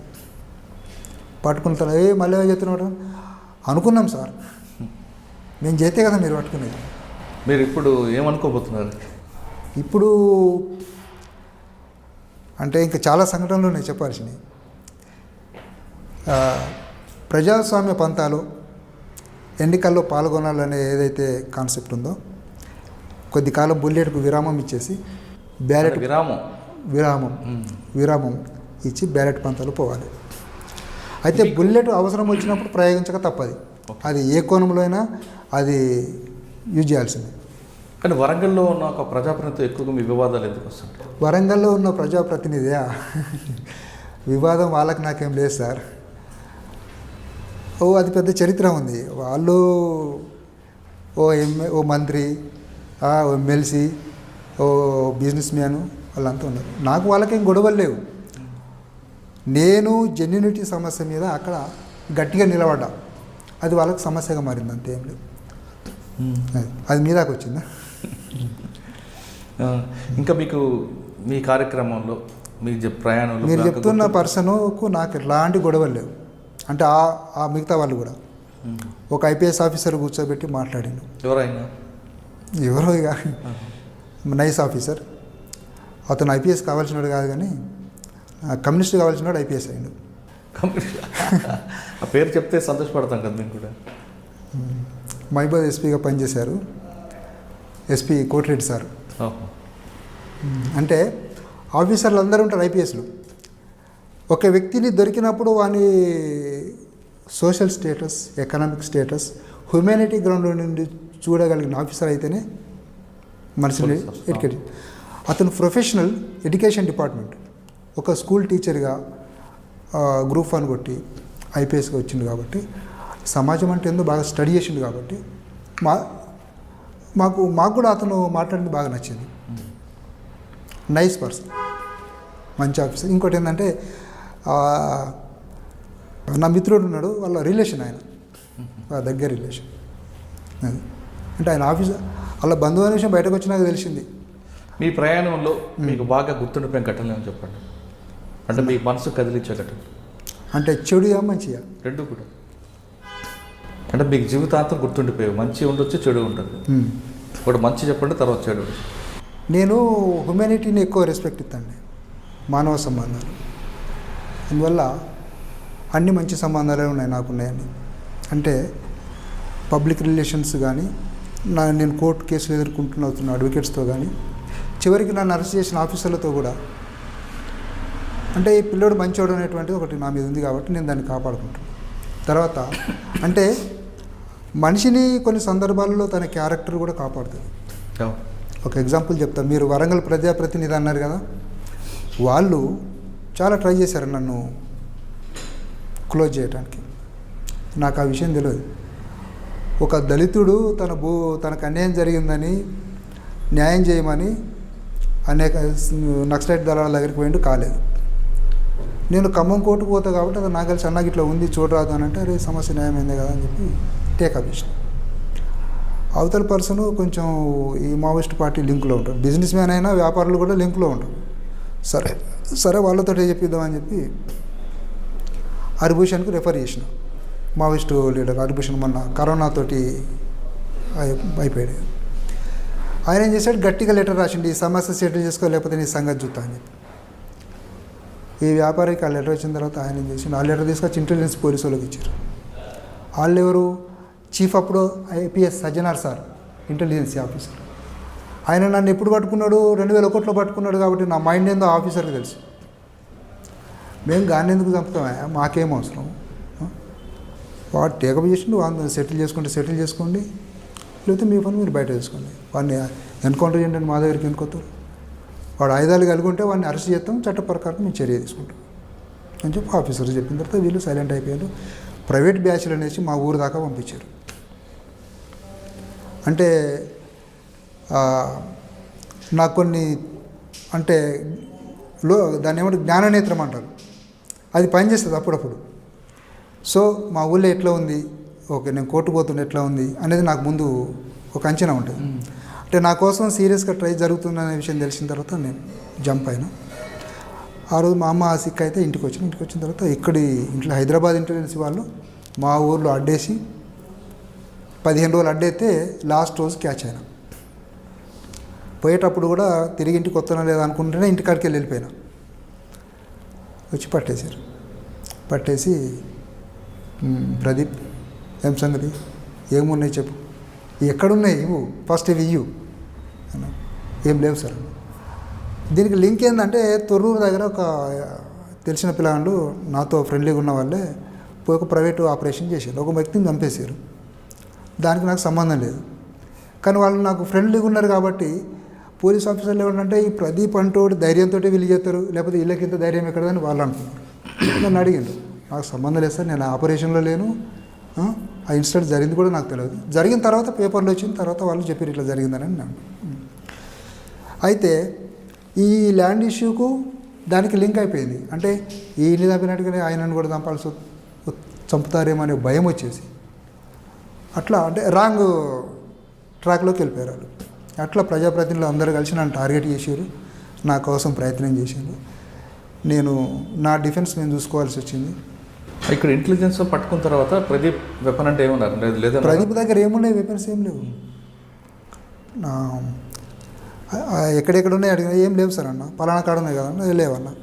అప్పుడేం రికవరీ కాలేదు, మా దగ్గర ఉంటే కదా రికవర్ అవ్వడానికి లేవు. కానీ నేను 1.5-2 years ఎస్కేప్లో ఉన్నా. ఈ గ్యాంగ్ ప్రైవేట్ గ్యాంగ్లకు ఇంత నక్సలైట్ లీడర్గా బతికి ఈ చిల్లర గ్యాంగ్ల చేతిలో కావటం ఎందుకు, కొద్ది రోజులు డిఫెన్స్ చేసుకుందామని చెప్పి బయటకు వెళ్ళాను. అంటే నన్ను కాపాడుకునే జనాలు ఉన్నారు, అన్ని డిపార్ట్మెంట్లలో ఆఫీసర్స్ ఉన్నారు. అంటే మనిషి మంచితనం అంటే అటు నేను సేఫ్ అయినా. ఇక 2019లో ఏం జరిగిందంటే మియాపూర్ కోర్టు దగ్గర పట్టుకున్నారన్నాను కదా, సింపుల్గా ఎప్పుడైతే 17లో పట్టుకున్న వాళ్ళే వచ్చారు, స్పెషల్గా వాళ్ళే, ఇంకా వేరే మనుషులు కాదు. వచ్చిండ్రు, ప్రదీప్ ఇట్రా అన్నారు, చూసినాను, గుర్తుపట్టామన్నాను, పట్టినాను, ఎక్కువ అన్నాను, ఎక్కింది. సింపుల్ ఏం లేదు. నీ దగ్గర పలానా 2 ఉన్నాయి కదా, సార్ ఉన్నాయి. నేను అనుకున్నా వీళ్ళకి ఎట్లా తెలుసు అని నేను అనుకుంటున్నాను. అబద్ధం ఆడకు, మాకు అంతే తెలుసు అన్నాడు. ఉన్నాయి నిజమే. కాదురా నువ్వు మొన్న నడిస్తే బయటకు వచ్చినావు ఇవి పట్టుకొని తిరుగుతున్నావు, నువ్వు ఎవరికైనా అయితే వాడు ఇంకొకడ క్రైమ్ చేస్తాడు, అది నీకే కదా ప్రాబ్లం అన్నారు. క్రైమ్ కోసం కాదు సార్, డిఫెన్స్. మేము కొన్ని ప్రాబ్లమ్స్ ఎదుర్కొంటున్నాం కాబట్టి డిఫెన్స్ అంతే తప్ప ఎవరినో స్టేట్కి వ్యతిరేకంగా ప్రయోగించడానికి దాన్ని నక్సలైట్ దానమా పార్టీయా, పర్సనల్గా పెట్టుకున్నది సేఫ్ కోసం అని చెప్పాను. అంటే మీకు అయ్యేందుకు ఇచ్చేయి అన్నాడు. సరే అని చెప్పిన ఇచ్చేసిన. ఇప్పుడు వాళ్ళకి తెలిసి ఉన్నాయి అనుకోండి. మీ మీద ఆయుధాల సెక్షన్ పెట్టారా? ఆయుధాల సెక్షన్ మీద చాలా కేసులు ఉన్నాయి. ఒక సంబంధం లేని మర్డర్ కేసు ఉంది, రేపు ఆ కేసే ఉంది పోయేది. నిన్న వరంగల్లో కేసు ఉండే, కాకపోతే హాస్పిటల్ పని మీద వచ్చింది కాబట్టి ఆ కేసుకి వెళ్ళలేకపోయాను. 2019లో మియాపూర్ కోర్టులో పట్టుకున్నప్పుడు మీ కోర్టు దగ్గర పట్టుకుంది, ఆ సరౌండింగ్లో పట్టుకున్నారు కానీ కేసు వచ్చేసి పెట్టిండ్రు మళ్ళీ మైబాగ్. అది మీకు బాగా గుర్తుండిపోయిన చెడు సంఘటన చెప్తున్నారు, మీ మనసును కదిలి? నన్ను స్మగ్లర్స్ మోసం చేసిందే ఒక ఆడ బీహార్లో. స్మగ్లర్స్ కోసం? స్మగ్లర్సు అంటే వాడు ఫ్యామిలీ ఫ్రెండ్గా ఉండేసి ఆయుధాలు లోడ్ చేసి బండి వస్తుంది పో అన్నాడు. ఇద్దరం కలిసి చేసిన తర్వాత వస్తుంది పో బండి అంటే నేను నమ్మొచ్చిన. బండి మధ్యలోకి వచ్చిన తర్వాత మిస్ అయింది. ఇది బాధ కలిగించింది. ఇక అందరూ ఒక విధంగా ఉండరు, జరుగుతాయని చెప్పి వదిలేసిన. కొంతకాలం అజ్ఞాతం ఉన్న భక్తులు ప్రకాష్ అలియాస్ ప్రదీప్ ప్రైవేట్ వివాదాల్లో ల్యాండ్ సెటిల్మెంట్ చేస్తూ అక్రమ ఆయుధాలు సమకూర్చుకుంటూ ఒక ప్రైవేట్ గ్యాంగ్ని తయారు చేస్తూ కోర్టులు సంపాదిస్తున్నాడు అనేది ఒక వార్త. మిమ్మల్ని చూసే కోర్టు కాదు కదా, కోర్టు కూడా లేదు మీకు. సార్ నా లైఫ్, నేను విప్లవోద్యమంలో పనిచేసినప్పుడు వచ్చిన నిధులతోటి ఆయుధాలు సమకూర్చిన, దళాలు నిర్మాణం చేసిన, అదొక చాప్టర్ అయిపోయింది. భూమి వివాదాలలో నేను ఖచ్చితంగా ల్యాండ్ మాఫియాకు వ్యతిరేకం. హానెస్ట్ అంటే ఎవడైతే చట్టపరమైన హక్కులు కలిగి న్యాయపరమైన హక్కులు అంటే చట్టపరమైన న్యాయం కాకుండా ఇంకో న్యాయం ఉంటుంది, ఆ న్యాయ హక్కులు కలిగిన వాళ్ళకి సపోర్ట్ చేస్తాం. అవతలవాడు ఎంత పెద్ద బిగ్ షాట్ కానీ వాడిని గట్టి వార్నింగ్ ఇస్తాం. డైరెక్ట్ ఇవ్వకుండా ఇండైరెక్ట్ అని ఇస్తాను, నీ పని అయిపోద్దిరా భయ అని చెప్తాను. కానీ నేను అనుకుంటే మాత్రం చేస్తాను పని. క్రైమ్ చేయటం అనేది నా కోసం కాదు, అంటే ఎవడైతే నష్టపోతుండో వాడికి హ్యూమానిటీ సపోర్ట్ ఇవ్వాలి కదా, వాని హక్కులు కాపాడాలి కదా. ప్రభుత్వము అంటే కోర్టు న్యాయ వ్యవస్థ ద్వారా న్యాయం జరగదు, నీకుండే ప్రజాప్రతినిధుల ద్వారా న్యాయం జరగదు, అధికారుల ద్వారా న్యాయం జరగదు, ప్రభుత్వం ద్వారా న్యాయం జరగదు. నువ్వేం చేయాలి? బాధితుడు ఏం చేయాలి? ఎగ్జాంపుల్ చెప్తా. అదే Miyapur court land P Janardhan Reddy అనుచరుడు వాడు కబ్జా చేసి ల్యాండ్ ఓనర్ని కిడ్నాప్ చేసి పేపర్లు తీసేసుకున్నారు. స్టిల్ ఇప్పటి వరకు ఆ ల్యాండ్ ఓనర్ పేరు మీద వస్తుంది, ఓనర్ ల్యాండ్ మీద పోయే పరిస్థితి లేదు. ఆ బిహెచ్ఈఎల్లో రిటైర్డ్ ఎంప్లాయీ. ఇక్కడ ల్యాండ్ మియాపూర్, మియాపూర్ కోర్టే. మియాపూర్ కోర్టు ఇప్పుడున్న కోర్టు అంటే ఆ చౌరస్తలను చూడండి, ఆ ఇష్యూ. అది బిహెచ్ఈఎల్ ఎంప్లాయీ రిటైర్డ్ అయిన తర్వాత డబ్బులు తీసుకొని లైసెన్స్ వెపన్ కొనుక్కున్నాడు. ఎందుకు కొనుక్కున్నాడు?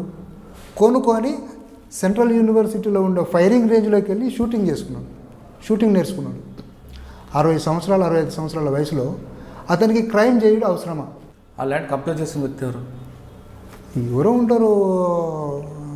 మన అప్పుడు పీజీఆర్ హవా ఉండే కదా, ఆయన అనుసులు అని చెప్పుకొని చేసి. ఇప్పుడు ఎవరు ఉన్నారు అందులో? ఇప్పుడు ఎవరు వచ్చిండో తెలియదు. చాలా ఉన్నాయి సార్ హైదరాబాద్లో. సాధారణంగా మాజీ మావోయిస్టులు, నేను ల్యాండ్ ఇష్యూలలో ఇన్వాల్వ్ అయ్యేది జస్టిస్ కోసమే.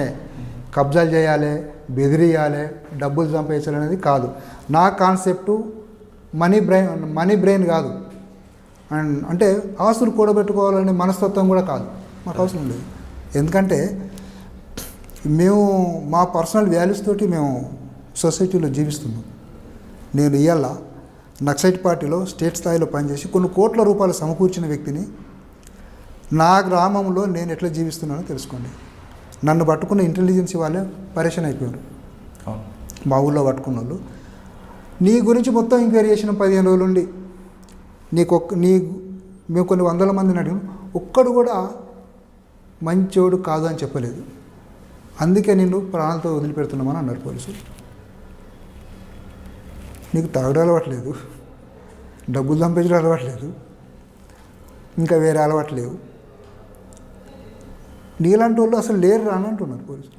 అంటే లేరు అని అంటే ఈ వాల్యూస్ తోటి బతకడం ఉద్యమాలలో పనిచేసి చాలామంది కరప్షన్ అయిన వాళ్ళు ఉన్నారు, అవలక్షణాలు వచ్చిన వాళ్ళు ఉన్నారు. ఇంకా మంచి వాళ్ళు కూడా ఉన్నారు, మంచి వాళ్ళు బయటకు వచ్చి మంచి కూడా కష్టపడే వాళ్ళు ఉన్నారు. అంటే రేర్ అనమాట, దిగజారిపోయే లైఫ్ చేయకుండా. నేను కమిట్మెంట్గా పనిచేసిన, హానెస్ట్తోనే బయటకు వచ్చిన, నిజాయితీగానే బతుకుతున్నా సొసైటీలో. ఇంటికాడ కూలి పని చేసుకుంటున్నాను. మీరు బయటకు వచ్చిన తర్వాత నయీం అనే వ్యక్తి ఎప్పుడు మీకు ఎదురుపడలేదా? లేదు, ఎప్పుడూ కలవలేదు. మేము ఆ పేరు విన్నప్పుడల్లా ఒక మాఫియా మనకెందుకు అన్నట్టుగానే చూసేది. అంటే ఆయన బాధితులు కూడా మీకు ఎవరు ఎదురుపడలేదు? ఆయన బాధితులు భూముల సమస్యల మీద వచ్చినప్పుడు ఆ బాధితులు వెనక కూడా అంత లింక పైనలే ఉండొచ్చేది. నిజమైన బాధితులు ఆయన ద్వారా వచ్చిన వాళ్ళు కూడా చట్టపరమైన సమస్యలు, అంటే కోర్టులో ఇరుక్కున్న వివాదాలు ఉన్నాయి. కోర్టులో సమస్య ఉన్నప్పుడు వాళ్ళిద్దరు కాంప్రమైజ్ కావాలి తప్ప మనం బయట వాళ్ళని పోయి చేస్తే ప్రైవేట్ వ్యవహారంగా ఉంటుంది. ఇద్దరు అండర్స్టాండింగ్ మాట్లాడదని చెప్పి. సార్, ఫైనల్గా బత్తుల ప్రకాష్ అలియాస్ ప్రదీప్ ఇప్పుడు కొత్త సంవత్సరంలో కానీ ఇకపై కానీ బుల్లెటిన్ నమ్ముతారా, బ్యాలెట్ నమ్ముతారా? ఇన్ ఫ్యూచర్ మేము అంటే మాకు చాలా పెద్ద విజన్ ఉంది. నెక్స్ట్ మీ దగ్గరికి వచ్చినప్పుడు చెప్తుంది. ఇప్పుడు బ్యాలెట్ మా టార్గెట్.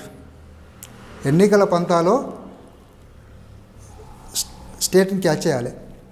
అయితే ఇప్పుడున్న సిస్టమ్ ఏదైతుందో, ఓట్లు కొనేవాడు